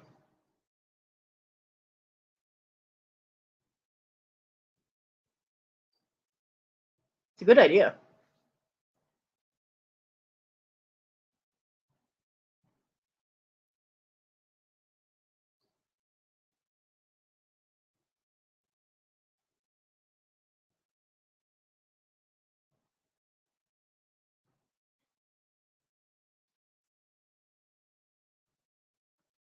Oh, Harry Tornado last year, huh?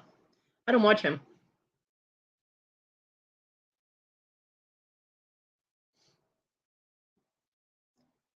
So is that what you do? You like pick one and do a shout out? Oh, Johnny did it this year. That's cool.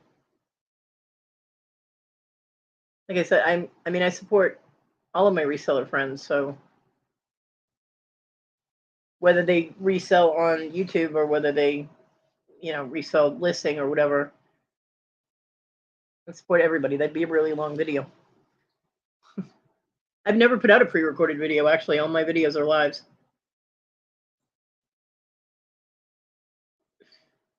The only pre-recorded video, or the only recorded video I ever did, was when it was last year for Victoria's birthday, when Robin wanted to put a compilation together of people wishing her happy birthday.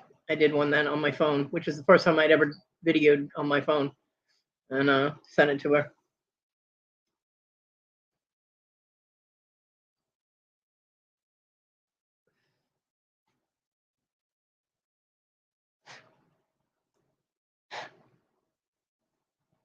You have to show new with tag stuff in your store, I think, and then nominate 3 or more people to do videos. Oh, well, I don't have a store, so that wouldn't work. And what is showing new with tag stuff doing to support a reseller? I don't get that. Well, nobody better nominate me because it's not going to happen. Yeah, your stuff is all like vintage and stuff, right? Or repurposed type of thing.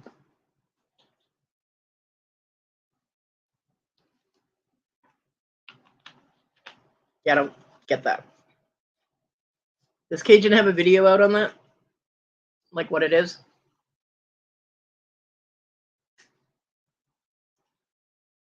Or did he just say it on his show?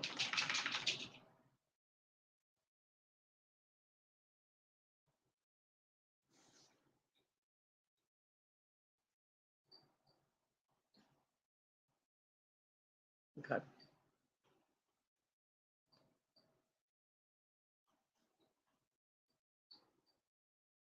I have nothing new with tax, so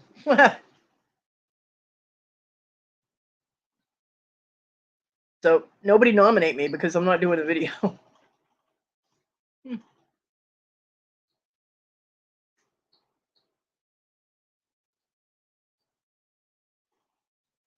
Hmm.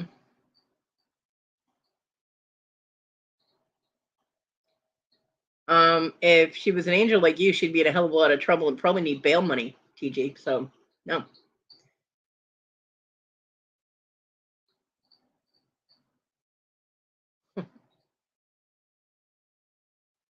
Stop lying, TG.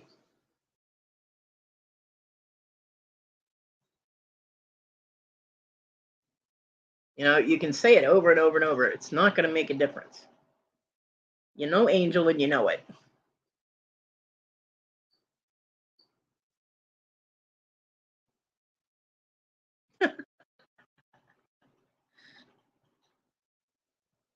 Auto incorrect.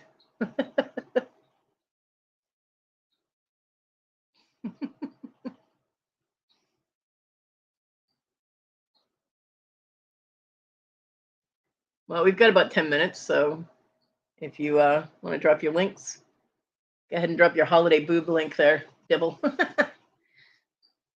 And any other lives or auctions that you want to promote or whatever, go ahead and drop them. Yeah, that was funny.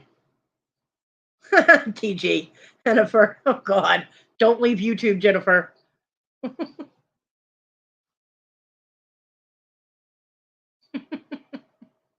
And this is how TG offended Jeffrey. Oh, no, you didn't. TG stole your boobs, Dibble.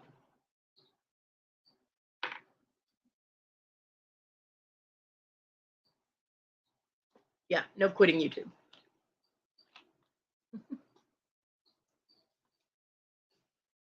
Man, I would lose my mind if I quit YouTube. I would.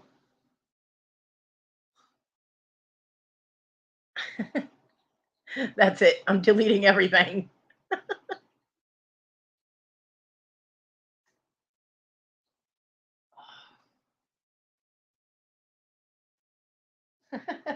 Well, Jennifer, in about 10 minutes, we're all out of here because I'll be shutting it down.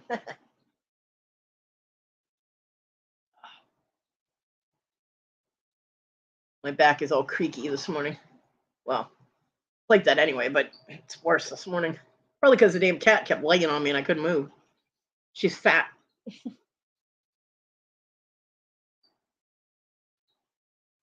She just popped her head out of the laundry basket, like all intent on something.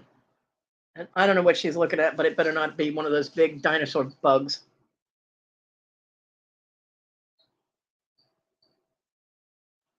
Because whatever she's looking at is behind me, like in the back corner where I can't reach anything. Oh, she's intent too. She is staring at that shit.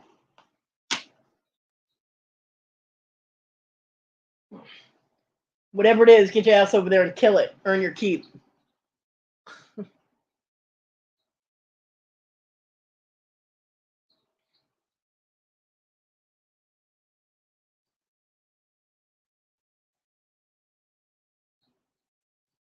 Yeah, it's all rainy here, but I like it. I like rainy weather. My room is very dark right now, so I'm blinded by the light coming through my window, which, given that it's overcast, it's kind of funny, but I can't see in that back corner at all. and the cat can, but I can't. So whatever it is, she needs to go kill it.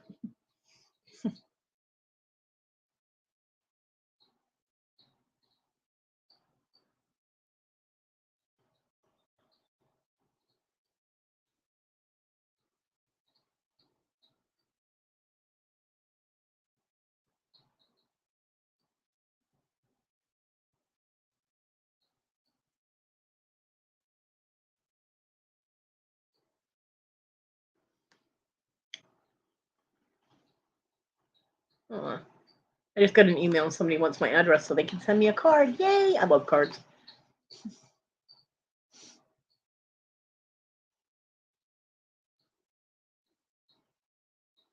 It's mail. I don't have to throw away. Yeah, I got to do bill paid today. Got to get them bills paid.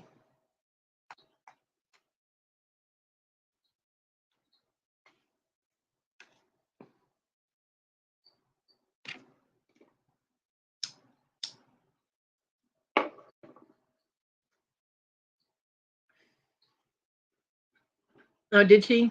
Yeah, Bonnie sent me a card last year. It was beautiful. My mom loved it too.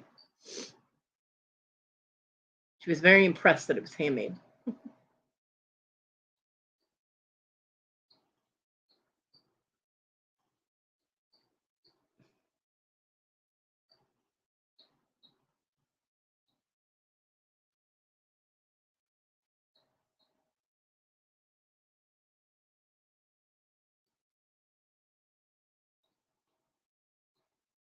So today's the day we find out if I have enough money to pay for my StreamYard.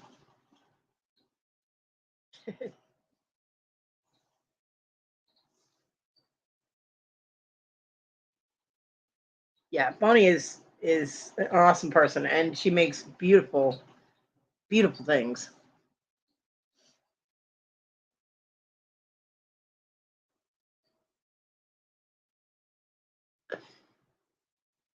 But aside from my mom handing me a Christmas card, the only cards I got last year were for people online, which was nice. I did get a few.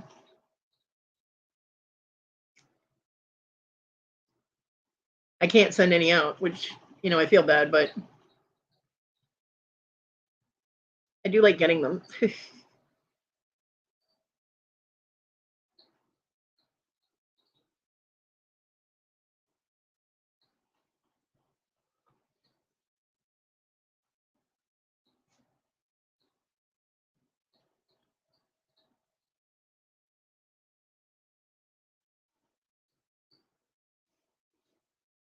But my mom gives me a card every year. Usually it has money in it, so that's cool. Although, I've told her where she's been paying for my groceries that she really doesn't have to do that, but she still does it for my birthday too.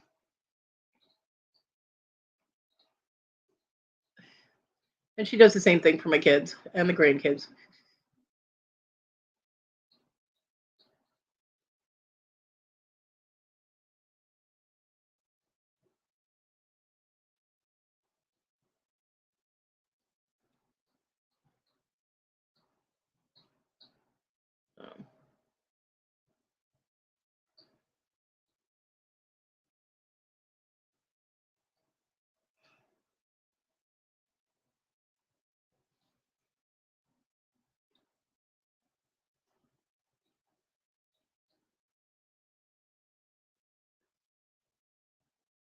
Um, nobody got any links to drop, huh?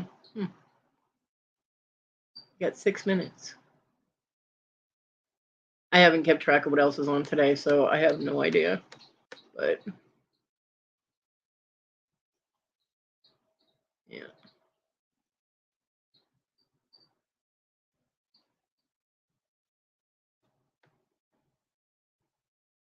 I watched Russell Howard's the Russell Howard Hour, which is only 30 minutes, so it's kind of not an hour. It used to be, but it's not now. Um, and he was talking about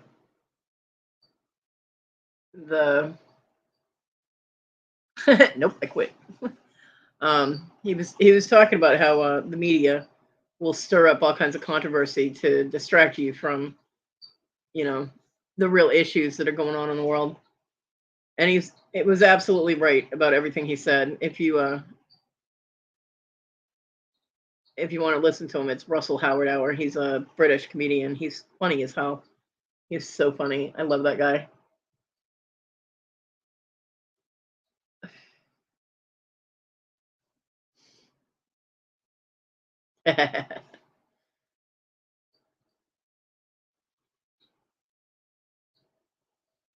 Yeah, he's absolutely correct about how the media will, somebody will find a controversy tweet or something over like a TV show, something in a TV show. And then the media will find it, and all of a sudden they make this huge deal out of how this one thing is so conflicted and everybody's fighting over it when nobody was, until the media brought it to the attention, and then all of a sudden after that there's like a gajillion replies to it and everything's going crazy. Yeah. And people follow it. They're like, oh, I'm so angry about this, it's like, the hell. Apparently one news thing in the UK said that people were worried about trans fish or hermaphrodite fish or whatever, that they're ruining the nation. And I'm like, what? Yeah, sometimes British news is hysterical to me, although I'm sure ours is just as funny, you know. But yeah, I was like, he had a comedian on called London. Her name's London, and she did this whole thing about how she moved to America and that things that were odd to her when she moved to America. And she was funny as hell. And she has amazing hair. So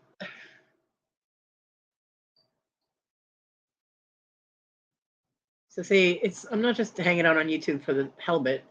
British people are the best. With you, I would think you would say Welsh people were the best, but okay. uh, I started watching Russell Howard a couple years ago, and 2 or 3 years ago. Yeah, he's just so funny,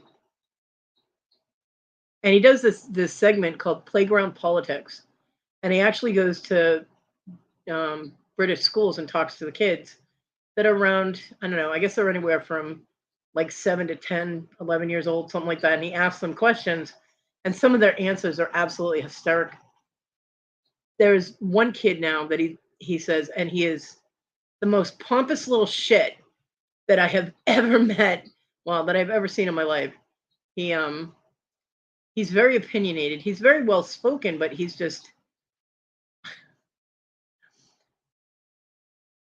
Russell asked him a question, and the kid pipes right up, and he sits up straight when he starts talking, right? Like in your face. Bah. And he's like, because they're snowflakes and they're pathetic, and that's why. And I'm like, oh my God, what are your parents like? Yeah. He's like, if you were to tell me that blah blah blah, go ahead and say it. And so he did. And the kid's like, see, if I were a snowflake, I'd be in the corner crying crying my eyes out, being a baby. I was like, wow. I can't even imagine what this kid's parents are like. Exciting news day here yesterday. Police killed some dude after a slow morning chase. Wow. Yeah, Dibble. He's definitely a little Damien type of kid. He's just, I wouldn't be able to put up with that kid for more than 5 minutes in real life. Duct tape would definitely be an investment. Did they say what the guy did? I mean, if it's a slow chase, then that's weird.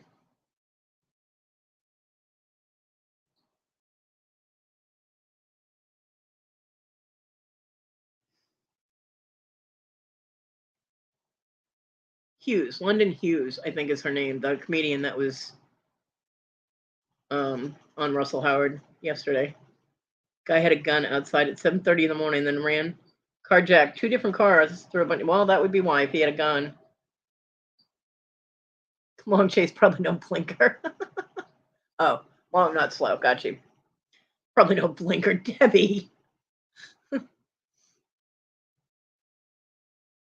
Ah,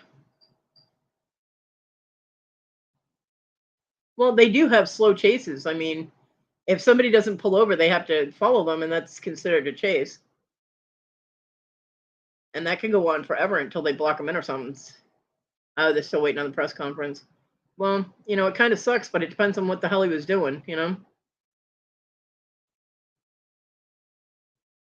If he had just dropped the gun and not carjacked anyone, then, he probably would still be alive. Think about your life choices, people. Devil's bad. You didn't use your blinker. Bang. That's harsh. By the way, London Hughes hates American chocolate. That was one of the things that she part of her skit was American chocolate. She's like, she moved to LA in 2020. So she's like, I moved to the United States a couple of months before COVID and lockdown and pandemic. Then there's race wars, and I'm stuck there with American chocolate. That should not be even a thing. She's like, American chocolate is disgusting. Which comparatively, I mean, British chocolate is amazing. So, because I've had British Cadbury and I've had American Cadbury, and British Cadbury is way better. I mean, American Cadbury for us is good, but British Cadbury is steps above. Oh no, Jennifer. That sucks.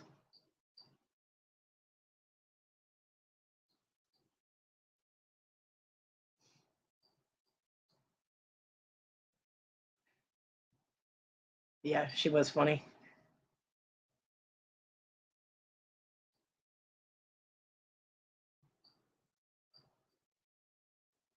Although she definitely does like to show off her hair. She kept swinging her hair around because and she was like, Americans don't understand you can be black and British. They kept asking me where I was from.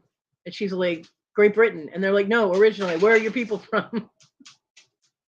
She's like, Great Britain.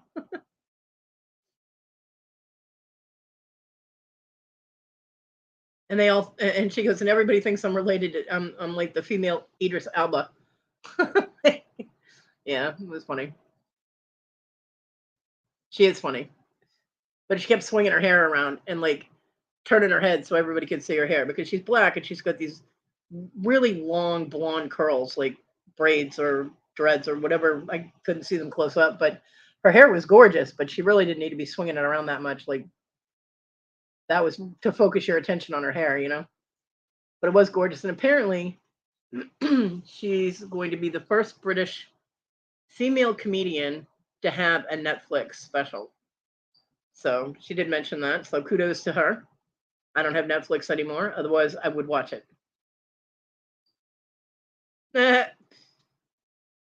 Where's Great Britain? Britain is poop.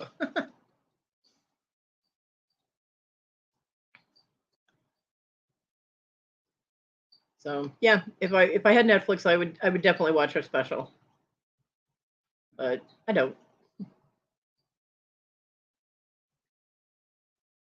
That was one of the things, that and my Kindle Unlimited were two of the things I had to discontinue. I kept the Amazon Prime, so I can still watch movies and TV shows and things like that. But I had to get rid of the other two because that was $20 out of my budget. That was an unnecessary expenditure when I need to pay bills. But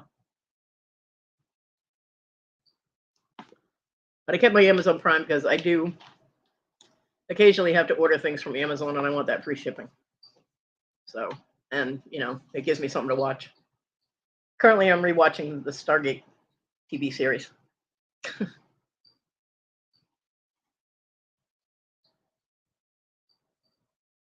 I love Richard Dean Anderson, and he gets to be so sarcastic, and Stargate's great. Everybody's coming up with solutions for something. Well, for aliens that they're dealing with, and they're like, well, we can just talk to them, and Richard Dean Anderson is over there, or we can blow them up. Stay vigilant, my friend. Just think of Paris. What? Oh, oui, oui, chérie.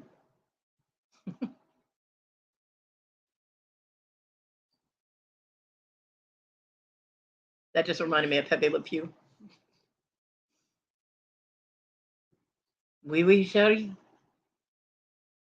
I love you so much.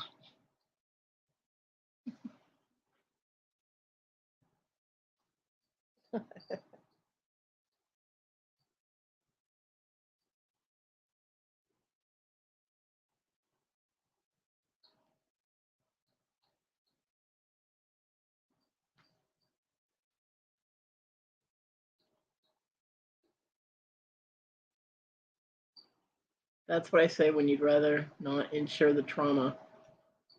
Okay. Sure. Endure. Okay. Endure the trauma.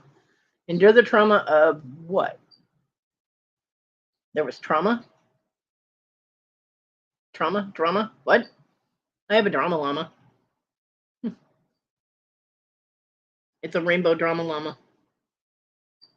I got him from Horizon Picks in a giveaway. And well, actually won a T-shirt, but he didn't have any T-shirts in my size. So he was when he was on the show and he was showing his stuff, and he pulled up that rainbow llama, and I was like, "Oh my god, a rainbow llama!" And he was like, "Do you want this instead of the shirt?" I was like, "Yes." So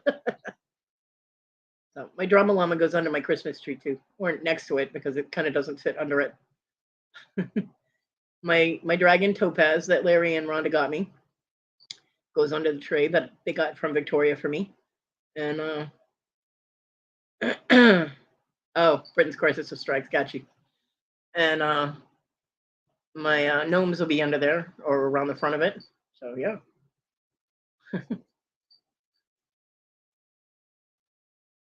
my mom my mom was like, well, you got enough little boxes, I can bring over some wrapping paper and you can wrap them up so they, you have Christmas presents you can put under your little tree. And I was like, that's false advertising and that's like a padded bra and I don't do that kind of thing. So yeah. Yeah, everybody's got crises everywhere. We might, I mean, Biden's trying to prevent a railroad strike in America. So, you know. And, the biggest crisis of all is Trump announced that he was running again. And I don't mean away from the law this time. I mean, running for president again.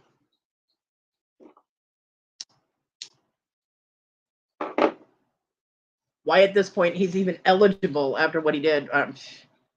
But I am who I says I am. I'm Popeye the Sailor Man. Boop, boop. Okay, you're making me feel old, Dibble. Old. I'll gladly pay for a hamburger on Tuesday. I'll gladly pay you on Tuesday for a hamburger today. Yeah, that was what the one guy kept saying. Yeah.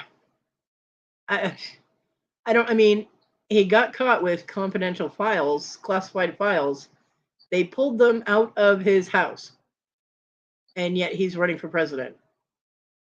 Because he can unclassify them with his mind. Hello. Yeah. No. And that's just tip of the iceberg type of shit, I mean, it's kind of like you tune into the news just to see which laws he's broken today, Unbelievable. Wimpy, that was him. Thank you, Jennifer. Yep, he incited the insurrection. I almost said resurrection. Yep, Wimpy says it. I'll gladly pay you on Tuesday for a hamburger today.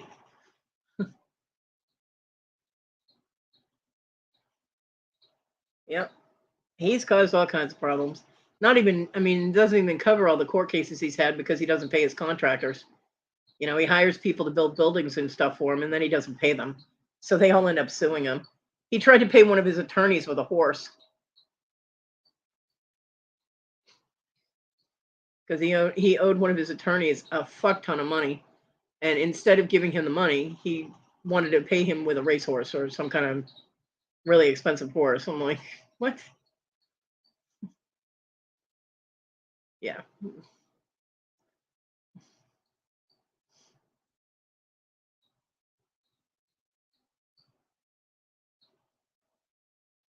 And his taxes are all fucking up too.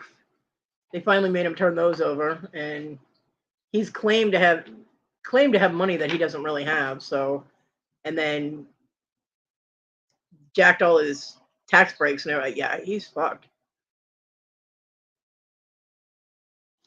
And even his own party is turning on him. And then of course there's the dinner with Kanye and the white supremacist guy. That that got him in a lot of hot water with everyone. Everybody is disassociating with him now. So yeah, he just seriously just needs to go away. You know.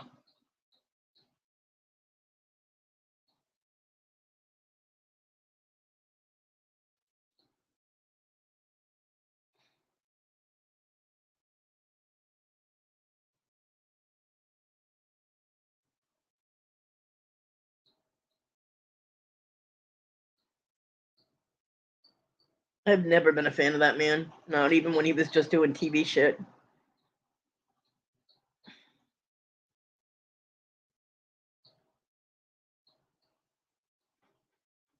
Yeah, teeny tiny hands. He seems to be able to grab them buckets of KFC and them Big Mac containers pretty well, though.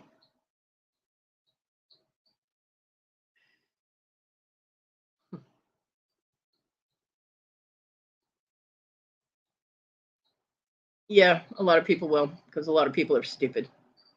No offense to my friends. That's why I don't talk politics with my friend in North Carolina.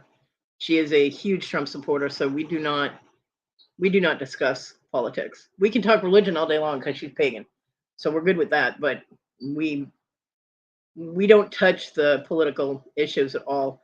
If she makes a post on Facebook and it's a controversial one, um, I don't comment on it. I don't comment on it at all. She gets enough people hating on her that she boots off, and she's gotten put in Facebook jail so many times. She's had to create new channels, new Facebook pages because she's gotten to the limit of Facebook jail that they won't let her have her page, her account back. So she's had to create new ones because of the controversy over things like that. Because she's yeah, she's like she'll tell you where to go and how to get there and what to do when you arrive. You know what I mean? And she will spell it all out very simply for you on Facebook. And she gets reported, and because people get all upset when you tell them to go fuck yourself with a 2x4 wrapped in barbed wire. You know what I mean? People get offended. Who knew? So, it's a friend of mine from AOL days. She's my birthday twin.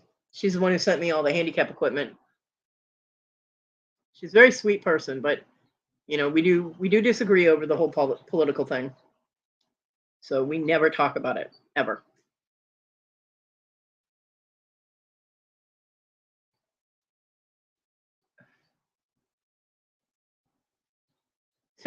He was toxic before he started, Dibble. But the whole world didn't have to deal with him at that point. It's like, his son went on about how, my dad didn't even ask for a salary. He gave up his salary. Yeah. And then he charged the Secret Service like 3 times as much for a damn room at Mar-a-Lago when he decided to go hang out there. They should have been comped those rooms. They're there to protect him. But he charged the United States for it. He charged our government for them staying there. And they got charged for the golf carts that they had to rent in order to follow him around on his damn golf course, you know? So he might not have accepted a salary because he probably made way more charging everybody to stay at his damn hotel, his golf resort there. I still can't believe he buried his wife there, his ex-wife there. Yeah.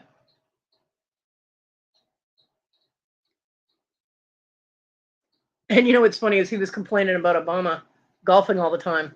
When Obama only golfed on actual holidays, Donald would just take off and go to Mar-a-Lago and golf. I mean,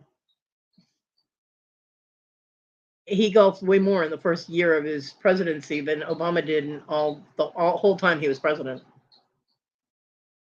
That's true, Jennifer. There's always people that are upset about it, but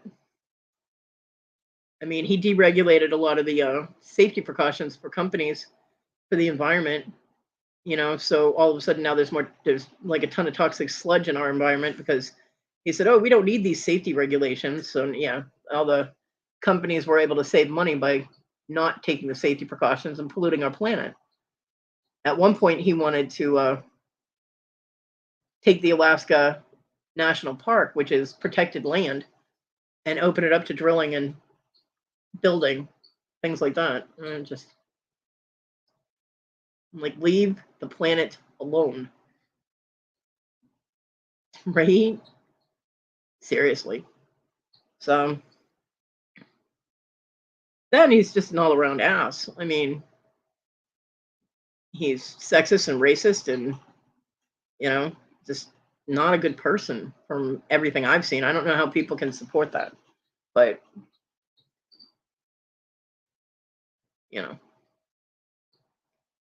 Yeah, well, the problem with that dibble is there are other people on the plane that, they're just they're just trying to make a paycheck. Yeah, nobody's ready for that. The whole galaxy is not ready for that, Scarlet. Good thing you have to be a United States citizen in order to, you know, a natural United States citizen in order to be president. There were a lot of people that wanted Arnold Schwarzenegger to run for president, but he couldn't because he's Austrian.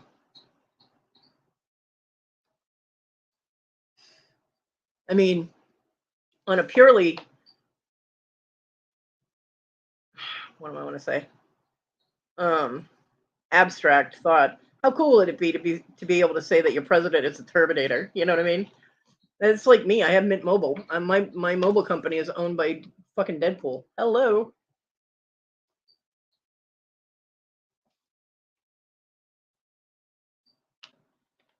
Devil. So,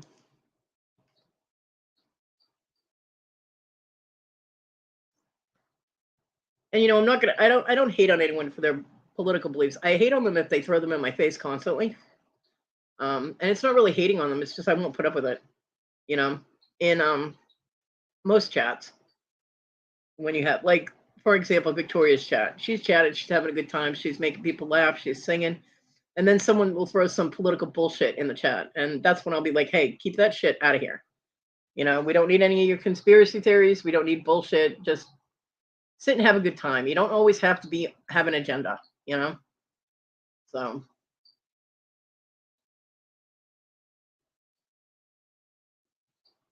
but I'm not one of those people that it's like, oh, you're a Trump supporter, I can't talk to you, go away. We just don't talk politics.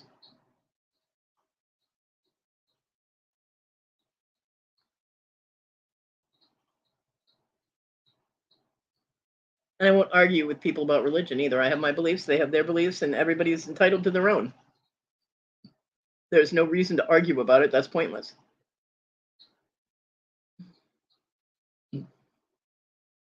So,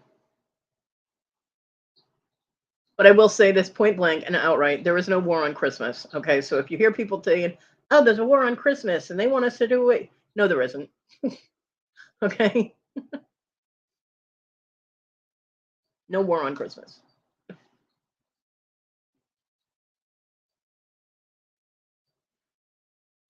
The Christian right came up with that to cause controversy and get attention. Because pagans don't care what you celebrate as long as you leave them alone. Yep, absolutely, Dibble.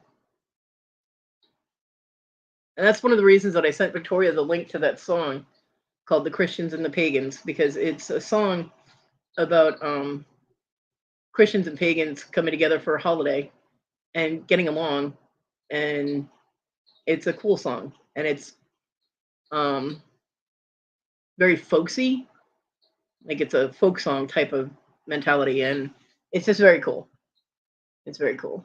And yeah, I know I don't do the whole music promotion thing that much, but that song is cool. Matter of fact, I'll look for the link for it if you guys want to listen to it.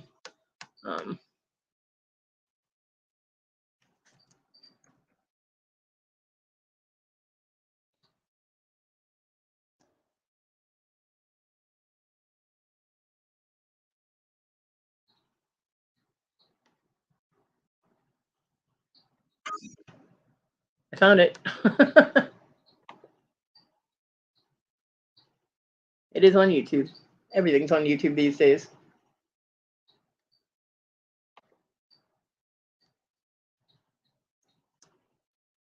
That's the link. The song is called The Christians and the Pagans, and it's sung by Dar Williams, which is ironic because, Dar is usually short for Darlene, which is my actual birth certificate name, my legal name.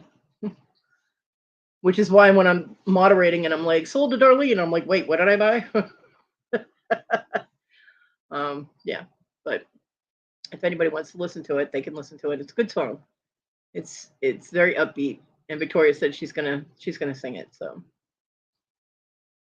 yeah, I'm not big into someone who intentionally tries to hurt anybody. I mean, I won't put up with bullshit, and I'll call people on their bullshit. And if I have an opinion on their bullshit, you're gonna hear about it, obviously. But I don't just pick someone and be like, oh, I'm gonna be mean, Codeine. Yeah, no. I wish I had some, but no.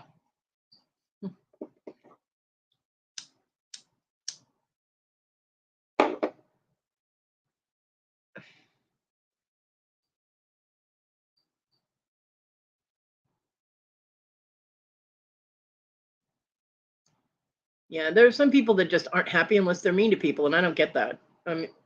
It takes a lot more effort to be mean than it does to just leave them alone. You know what I mean? So I don't really get that. Um, People that have to come out and be like, there's one thing that someone doesn't like, and they blast them and try to do them harm, like, getting everybody to turn against them or some shit like that. What the hell? I mean, yeah, agitators. I mean, I don't like Jeffrey. I think he's full of shit, and I think he's portraying himself as something he's not. But I've never tried to get people to not talk to him. I leave him alone in the chats, and I'll state my opinions on my channel, but I don't try and change anybody's mind about him. I state my facts, and like, there is no baseball commissioner in the state that he lives in. And I looked that up. That's a fact. There is not one. So, everything else is just intuition, and I've learned to listen to my intuition. So, but I'm not going to force it on anybody else.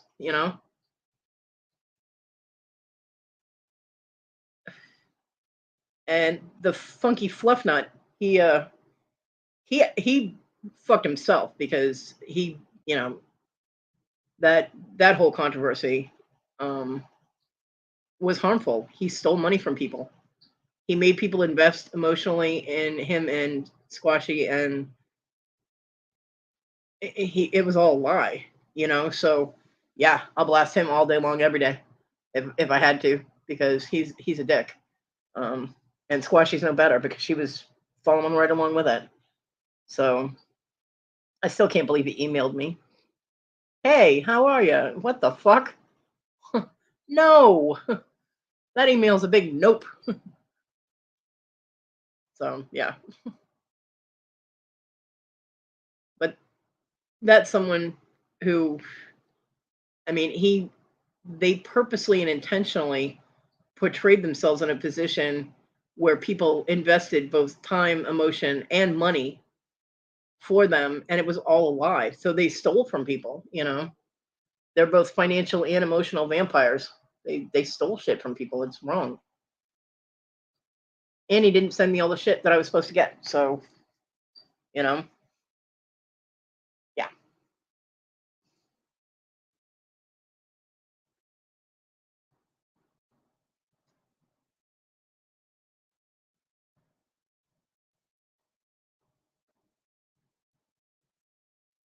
But I don't just pick somebody and be like, hey, I'm going to blast this person today because I feel like it. I mean, that's crazy, you know?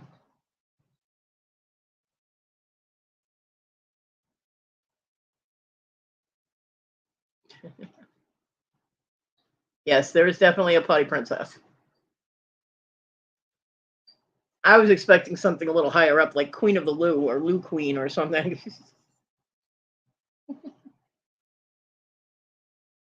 Yeah, let's blast so and so. We'll just randomly pick somebody and be mean to them. I cannot comprehend that. I don't get it.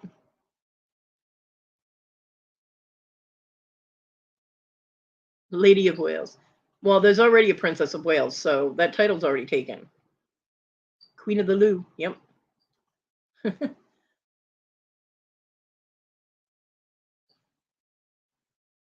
And even if you have a problem with someone on YouTube, we're just YouTubing here. Even if you have a problem with a fellow YouTubian, I love you, Tina. Uh, keep it out of other people's chats. Keep it out of the auction chats, especially because you're interfering with someone's business, and that's wrong. So if you have an issue with somebody and they're in the chat, just ignore them. I mean, hell, you don't even have to say hi to them. Just ignore them. That's what I do.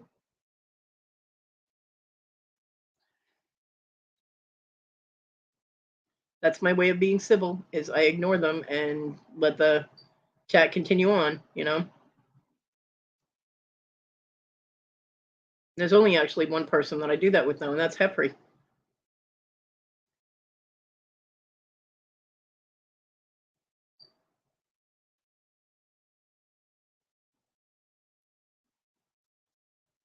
Well, see, I don't have to worry about that because one, I don't go out in public, and two, I don't have any friends in real life. So, but I don't get embarrassed or shamed, really. I mean, I can't even imagine how someone would attempt to do that. You know?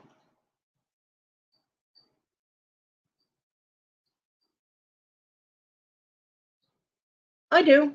I don't say anything to Heffrey. I'll talk about him in here, but in chats and stuff, he has actually come into chats a few times. When I was moderating for It's About to Get Real, he came into the auctions a few times and said hi to me.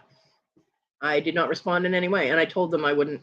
In the back room, I said, "Look," I said, "if he says hi to me, I'm not saying hi to him. I don't talk to him." So they were like, "Hey, no problem," But yeah, there are a few times where I will respond with the smiley face with the sunglasses because his need for attention is so bright. He's wearing neon, so I might make a few side comments, but I don't attack him in a chat. Is what I'm saying.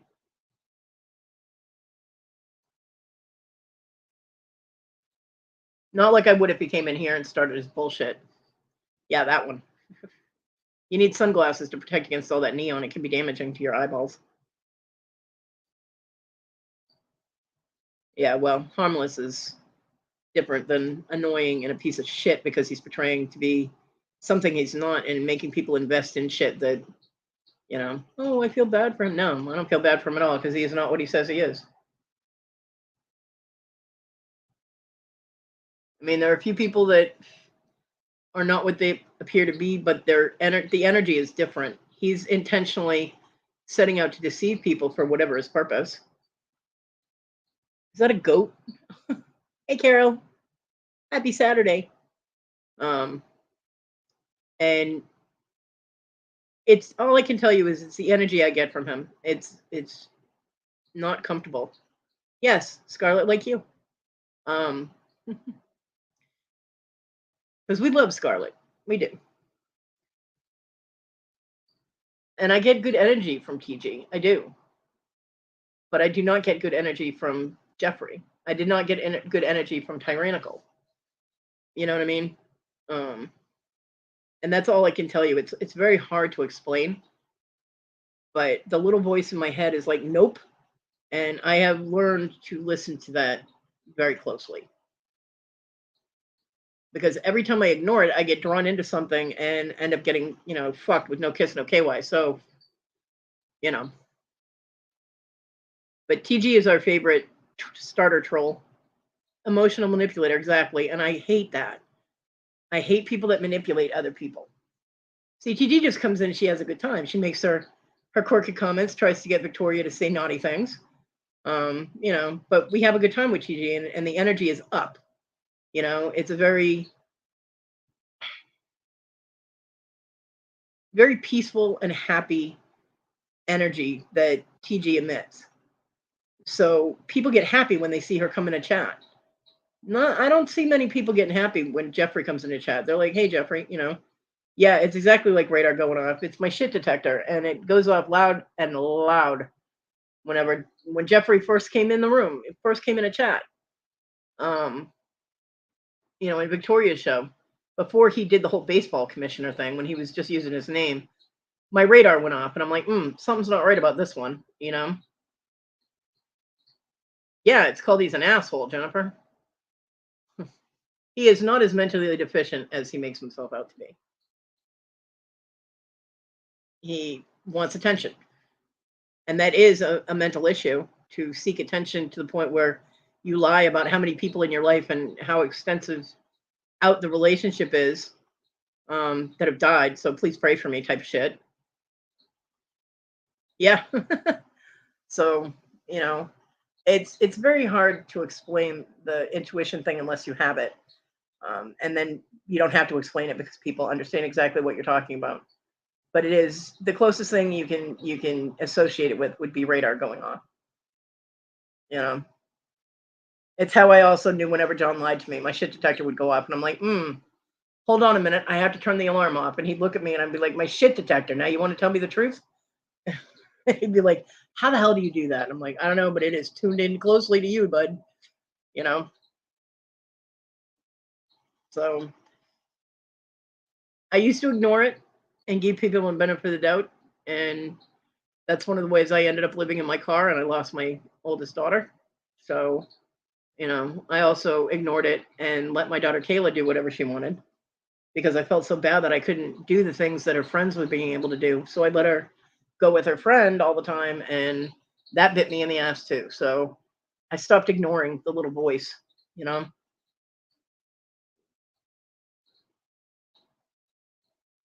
So now I listen to it, and it does work across internet lines apparently because it's been accurate every time it's happened, like with Tyrannical.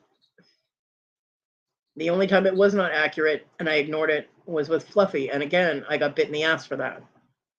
And that's because I had just lost John, and Fluffy and I interacted the way John and I used to interact. So it caused an emotional attachment because of the loss that I was dealing with that was so recent. Um, it caused an emotional attachment that caused me to ignore any of the little warning signs that I got. And again, no kiss, no KY. You know what I mean? Didn't even get dinner. So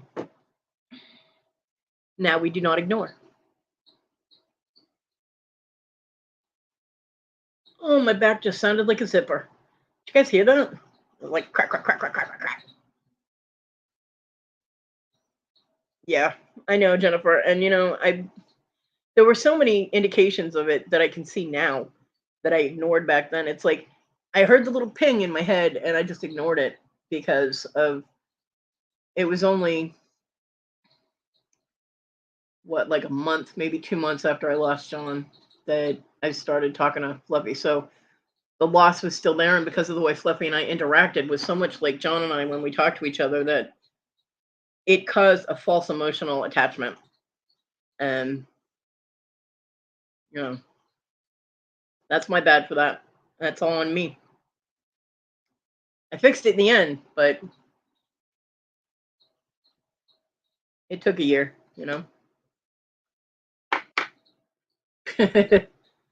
Yeah, well, Heffrey's a douchebag too. It's just he's not as obvious about it.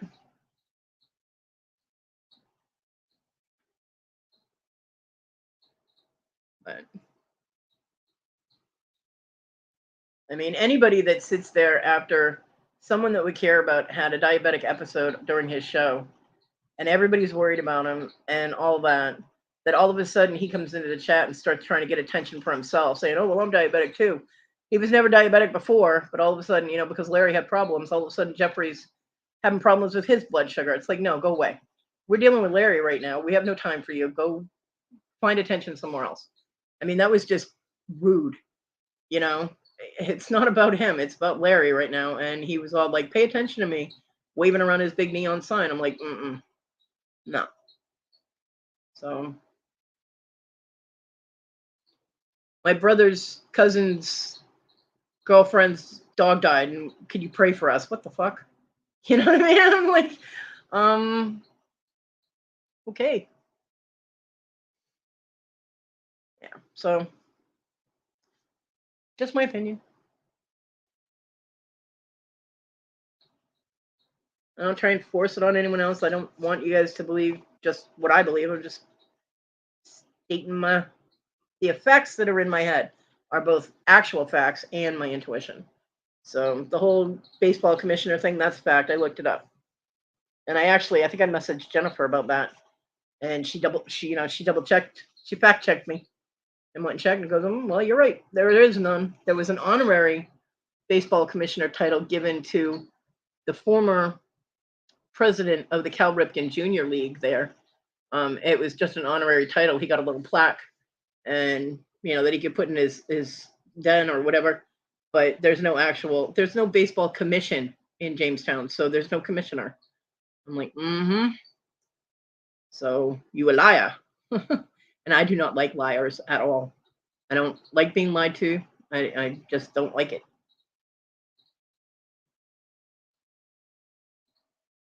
Am I a people pleaser? Do I seek everyone's attention, or is this just a in general question? You know what? If people are pleased with me, hey, more power to them. Thank you. Do I intentionally try and kiss everyone's ass so that everyone will like me? No. I do not seek anyone's approval. I do not usually need validation for anyone. Yeah, quit lying, TG. The only time I will seek any kind of validation is if I have an opinion about something that could have a different side to it that I'm not seeing, like with the auction that I was talking about, with the handling fee and the invoice fee, things like that. That I needed to know if there was something I wasn't seeing that could possibly change my perspective on it.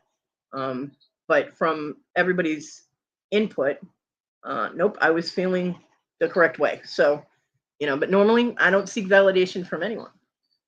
I don't need to be validated. Okay, it was a statement. Good. Yeah, I mean, constantly needing attention is a mental issue. For whatever reason that you constantly need to seek attention, whether it's negative or positive, it is an issue, but it's not one that I want to have to deal with you. So, at some point it becomes, what the fuck, I need to meet up with Jeffrey. That would not go well. That would not go well at all. I'd probably beat him silly with my leg. Carol is meeting him. Good luck.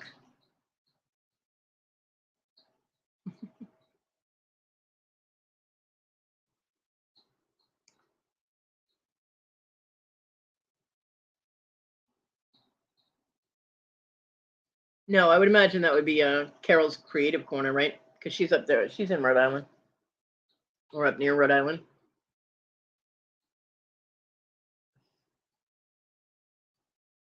Yeah. Right? Carol said, not me, real quick. Yeah,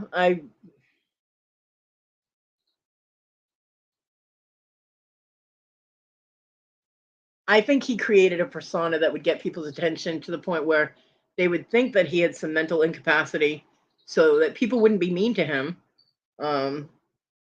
They'd be kinder and less susceptible to calling him out on his bullshit. And it's a persona that he created specifically to cause people not to be harsh with him. And that's why he does, though, you hurt my feelings, because then everybody will feel bad for him. And nope, not happening on me because I call bullshit. Because he is just way too needy for me. If you need that much attention, get a dog. You know what I mean? Don't get a cat because cats are assholes. But if you need that much unconditional attention, get a puppy. Not a bear, because bears will play with their food before they eat you.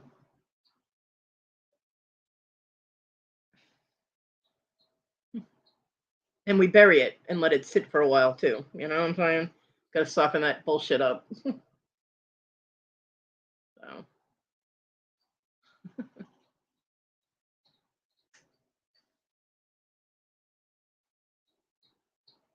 No, he doesn't. He's projecting the persona, the mentality of a child, but he doesn't have it. It's not him. That's what I'm getting from him. Is everything he portrays on YouTube is false. It's is a mask.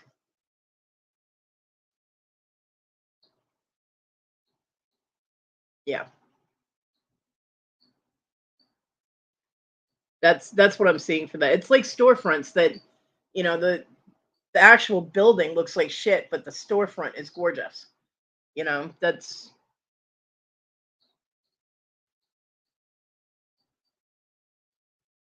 I can't explain it, Jennifer. That's why I said it's my intuition. That's what I get from him. Yeah.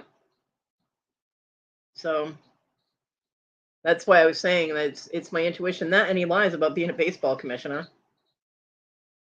You know. So yeah, he doesn't really contribute too much except pay attention to me and get. He comes in and he says hi to people to get attention, and that's about it. There's no real input unless it's about sports. So,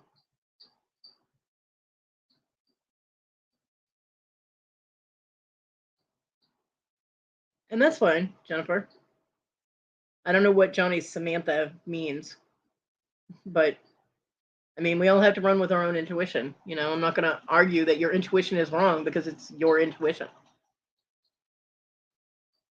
And people that have intuition, um, especially strong intuition, they have to run with their own feelings. They're able to read themselves, you know. Oh, is Samantha Johnny's stalker? Oh, okay. I didn't know her name. Got you.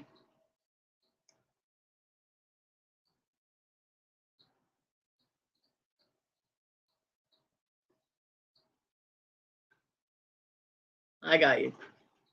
Yeah, I didn't know her name. I know she was really freaky, but he was getting all creeped out. But yeah, it's never good to have a stalker.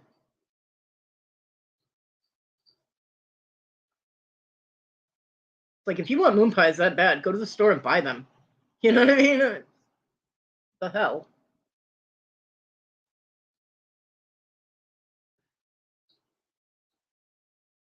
Everybody has issues. It doesn't mean you have to bring your issues into someone else's life like that. I mean, anyone who stalks someone has issues. I mean, it's kind of a given. But I don't know. Jeffrey makes up things to get attention, like people that have died in his life, or dogs that have died, or distant cousins, or he does this to get people to pray for him. But he'll come into an auction and ask for prayers. It's not the time. You know what I mean? It's an auction. It's not the time to be like, hey, pay attention to me and give me prayers and feel bad for me and hey, I'm here. No, that's not appropriate. And getting all butthurt about his name getting misspelled was amazingly stupid. you know. And Scarlett probably still doesn't know what she did to offend him, but you know. And there's still people that fall for it. He'll be like, "Well, I'm going to leave YouTube," and they're like, "No, don't leave." And that's exactly why he says it, is so that people will say, "No, don't leave," and then he feels validated, and that he's getting all the attention. So, well, I can tell you, I am not his friend. Yeah, see, she doesn't even know what she did, but he'll get all, "Oh, Scarlett offended me."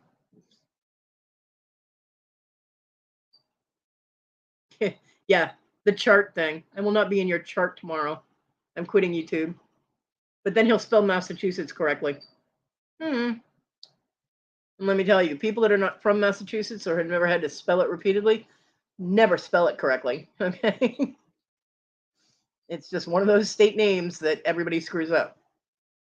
So,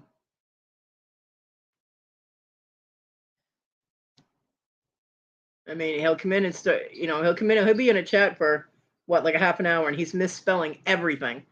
And all of a sudden, there's like a whole paragraph where everything is spelled absolutely correctly. Right, Jennifer? Dibble. Hey, massholes take offense to that kind of shit.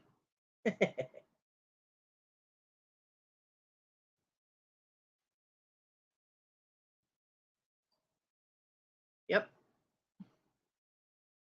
I mean, at one point he said he was going to leave YouTube if he didn't get some X amount of subscribers. Well, if I don't get, 50 more subscribers, I'm leaving YouTube. Well, bye. And he's such a liar because he never leaves. It's like, ugh. I mean, I literally, when I'm in a chat and he shows up, I'm literally like, ugh. I actually do that. I'm like, ugh. Because now there's a scent of bullshit in my chat. You know what I mean? In the chat that I'm in currently, they'll be like, ugh. I'm like, now I have to deal with all this bullshit. What's he going to come up with now? Yeah, I don't think so, TG. Not in this lifetime. The only time I'd be bowing is if I had to tie my shoe. And my shoes, well, the shoes that I usually use around here, they don't have laces, so that's not happening.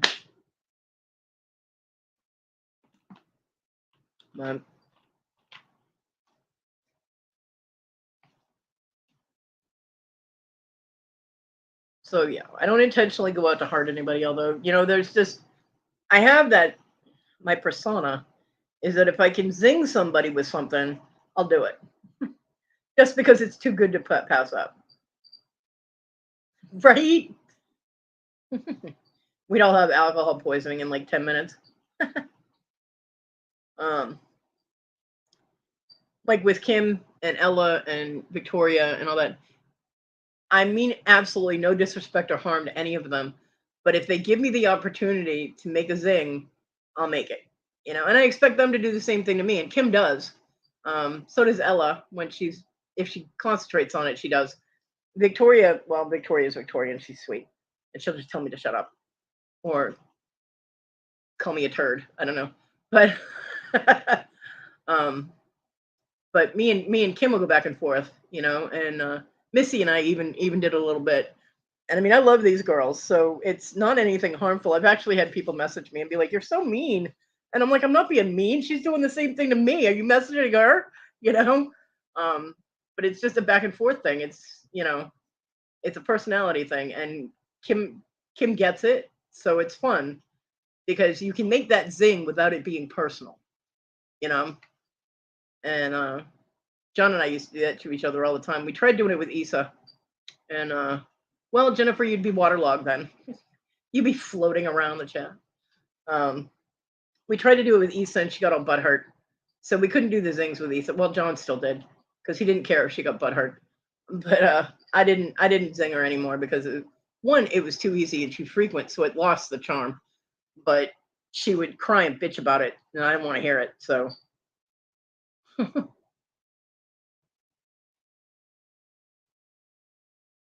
So yeah, but and I've had a lot of friends like that. My martial arts instructor and I used to be like that too. I mean, he had me come in and demonstrate kicking the kick bag to his group of street hockey people that all decided they wanted to learn martial arts, and they were kicking the bottom of the bag, and he was like, "Hold on," he's like, "Bear, come in here," and I come in. He's like, "Kick the bag." I'm like, "Where?" So he pointed to where he wanted me to kick it, and I did, and it was up towards the top of the bag, and the bag was hung. The top of the bag was at the 6 foot mark. So I kicked it at about 5'10", and I'm 5'5". So he turned around, he looked at the group, he goes, "Now if the fat girl can do it, all of you can do it. Get over here and start kicking the bag." And I was just like, "You're welcome." He goes, "Thank you." And I laughed. It was not an offensive thing. You know what I mean? It's just how we got along. It wasn't an actual insult. I mean, it's factual. I am fat. So, and it was a compliment because I could get my foot over my head to kick the damn bag hard. So I was like, "Do any of them want me to demonstrate on them? Because I'll be more than happy to kick half of these people in the head." Yeah. And they were all like, nope. So yeah,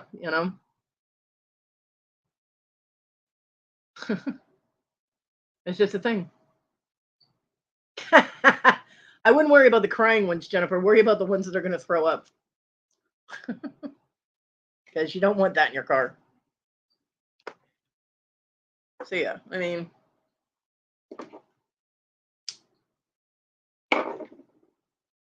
Dibble, I was so proud of Victoria yesterday. She said shea butter correctly, right? Like 3 times she said it correctly. Then all of a sudden she said shea butter, and I was like, "What was that? What was in there besides cocoa butter?" And she goes, shea butter." I'm like, I'm like, there she goes. She was reverting again. Got to keep on her. Yeah, shea all day. But the first time she did say it correctly without having to be prompted. It was cool. I was so proud. And she even pronounced luminous right. I was like, wow, Victoria said a big word right off the bat. I was so proud of her.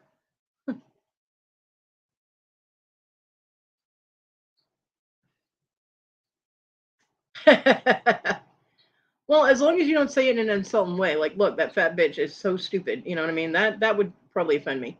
Um, and then we'd get, in an insult war, which it never goes over well. But John used to call Miha his fat girl. And he would be like, "Hey, fat girl," and I'd turn around and I go, "What?" And he'd get so mad at me. He used to hate it when I called myself fat. And I'm like, "Look, it's a fact. I am overweight. I am fat." And he'd be like, "I don't want to hear it. Don't say that." I'm like, "Then stop calling your poor dog fat." Right? Well, it's a thing, I mean, fuck you, TG. Um, so he got in a fight with someone who called me a bitch. I'm not sure if it was because they called me a bitch or because they said they were gonna kill me. But he beat the crap out of a guy, and yeah, I had to drag him away from that party. Party was over. He almost killed him. So yeah, John was very defensive of me, even though I could defend myself perfectly well. He uh, he would beat the shit out of somebody for insulting me. It was crazy.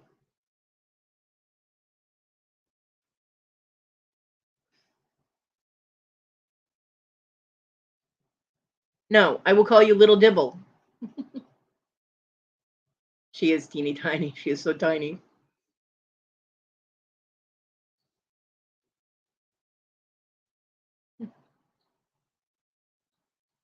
Well, Jennifer, fat girls unite. You know what I mean?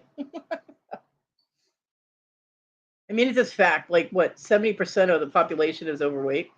So think about it. We could rule the world if we just sat on all the little assholes and squished them.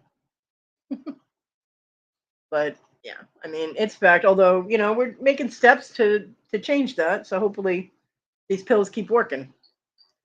And then I won't be fat no more. I'll be a former fat girl. I can live with that. I can live better with that, actually. Honestly, it would make it so much easier for me to maneuver around. Because with a bad back, having to lift my weight is on my hands when I have to move and stuff is just, it's a lot for my back.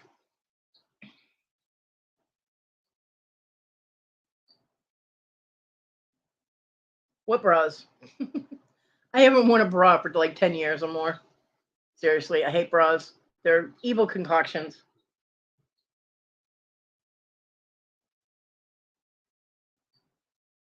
I do have some sports bras somewhere. They probably don't have any elasticity in them yet left. Honestly, I mean, I bought them when I lived in Florida, and that was 8 or 9 years ago. So yeah, it's been about 10 years. I don't like them. They're uncomfortable. I used to only wear them when my mom was around or when I was going to my mom's house because my mom is horrified by anybody going braless. She was raised in that age. But yeah, I stopped that shit too. I was like, deal with it. It's a natural thing. Who cares? Everybody has boobs, whether you're male or female. You've got nipples. You know what I mean? And if you are so fascinated by someone not wearing a bra and you can see their nipples, then you have bigger issues than someone not wearing a bra. Do you know that Carrie Fisher in Star Wars? They do actually. There are a lot of women that are very upset about people not wearing bras because they can see their nipples. I'm like, okay. Like Carrie Fisher in Star Wars was not allowed to wear a bra because George Lucas said there were no bras in space. So that's why in during A New Hope, when you see her moving around on the ship, you can see her boobs going all over the place. It's because she was not allowed to wear a bra because there are no bras in space. I'm like, okay then. Hey, it was the 70s, you know? She had to have her hair restrained like that, but not her boobs. Yeah. Rest in peace, Carrie Fisher. Yep. I hate the expression cold as a witch's tit in a brass bra. First of all, witches are more intelligent to wear metal bras when it's cold. So, yeah, that saying is stupid.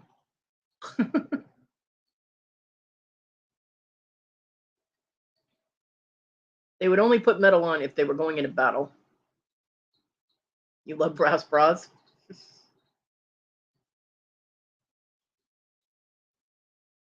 Yeah, Carrie was awesome. And you know when she was in the little slave girl outfit, she had to sit very very still and that the reason she was posed that way on Jabba's platform is because they didn't want any kind of belly roll or creases in her belly. So she had to sit that way so that her stomach would be completely smooth. And she had to be careful about which way she moved because that outfit was metal, so it didn't move with her body. She was like, it was in an interview, and she was like, "You don't know how many times there was almost a nip slip or a cooch shot." Yeah, so it's interesting the things you learn about movies and situations when you listen to interviews. She absolutely hated that outfit because she knew that picture went up on boys' walls everywhere after that movie. She was like, "It's kind of creepy." But you know what? Now she knows how Farrah Fawcett felt because I know my neighbor, my arch nemesis there, he had a picture of Farrah Fawcett. He had a big poster of Farrah Fawcett in her literal string bikini. You can get them, actually. Usually, you'd have to go to an armorer or someone who does reproduction work for Ren fairs, things like that, for cosplay and all that. Yeah, they have them. Your significant other hand makes it. So,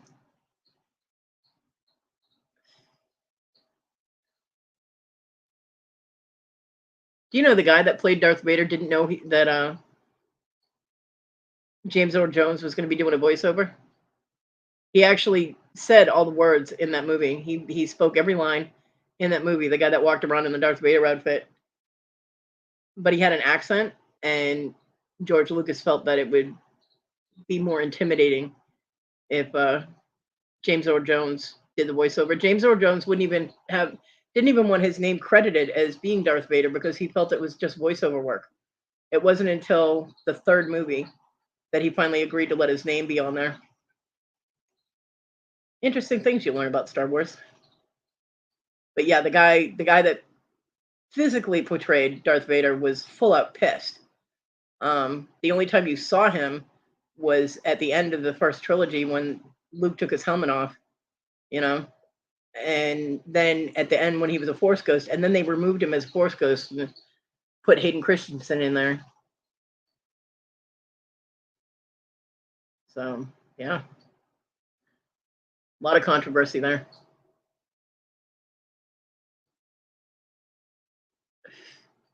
And I'm sure the guy that played Boba Fett wasn't too happy when they did the voiceover for him because when they started doing the Mandalorian and everything, or when they did the prequels, and they used the clone guy for Django and Boba, they ended up using his voice over the original Boba Fett. So I'm sure before he died, he wasn't too happy about that.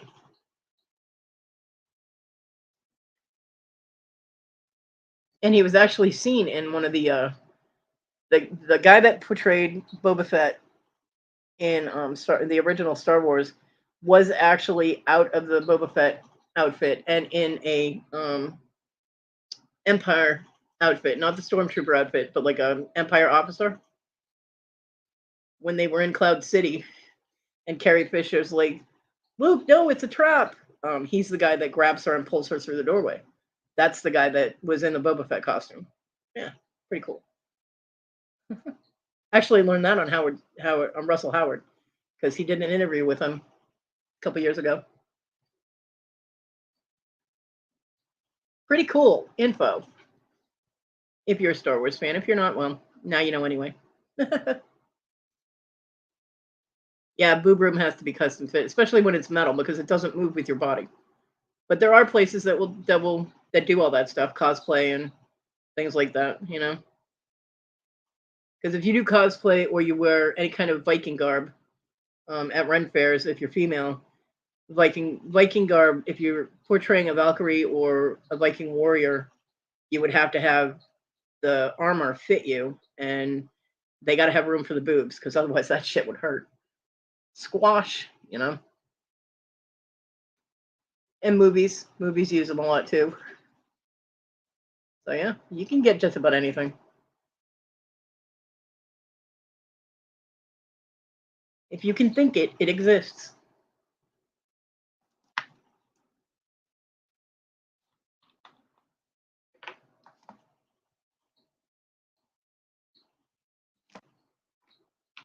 No. a lot of those things have to be. They actually do a mold. Like, you know how they do actors that are gonna have to wear like a full facial mask instead of doing the makeup every damn day. Like the actual face covering. They might add things to it every day, but to do a lot of those, they do like a face mask. They put the rubber stuff on your face, the mold. They do that for your boobs when they make some of those custom fittings. So yeah, you get goop put all over your boobs, so that when they peel that off, they don't have to do measurements. It's actually, that's, you know, your boobs. Now you know.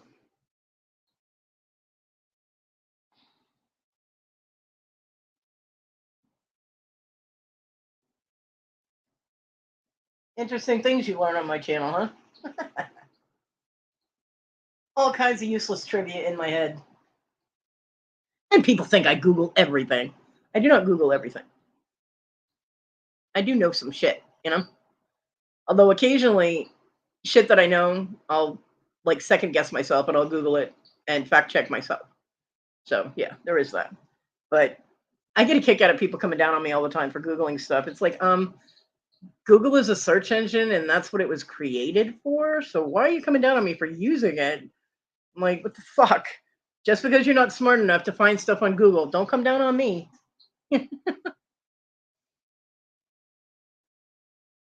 Dan used to get a kick out of that because everybody's like, Dan has the answer. Yeah, Dan Googled a lot, and he used to tell me that. Kodi the answer man, Kodi the answer bear. He's like, I love how they all come down on you for Google, and he goes, what do they think I do? Yep. Just got to learn how to word things correctly to find stuff.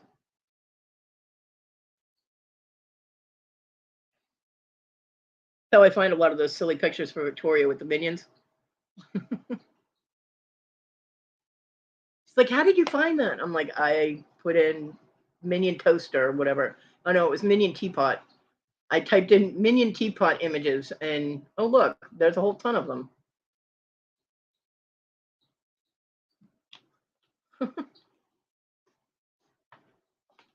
Okay, Dibble. No motorboating. Cut that out. Yeah, I'm going to be ending it anyway because I went an hour over what I said, so it's been 3 hours. So I hope everybody has a good day. Thank you guys for coming and hanging out with me. It was fun. I appreciate all of you, even the ones that don't type in the chat. And I hope everybody has a great weekend. I will see you around the tube, my fellow YouTubians. And we're the fuck out of here. We're leaving. We're going to be done. Have a very safe weekend. Love you too, Dibble. Bye, everybody.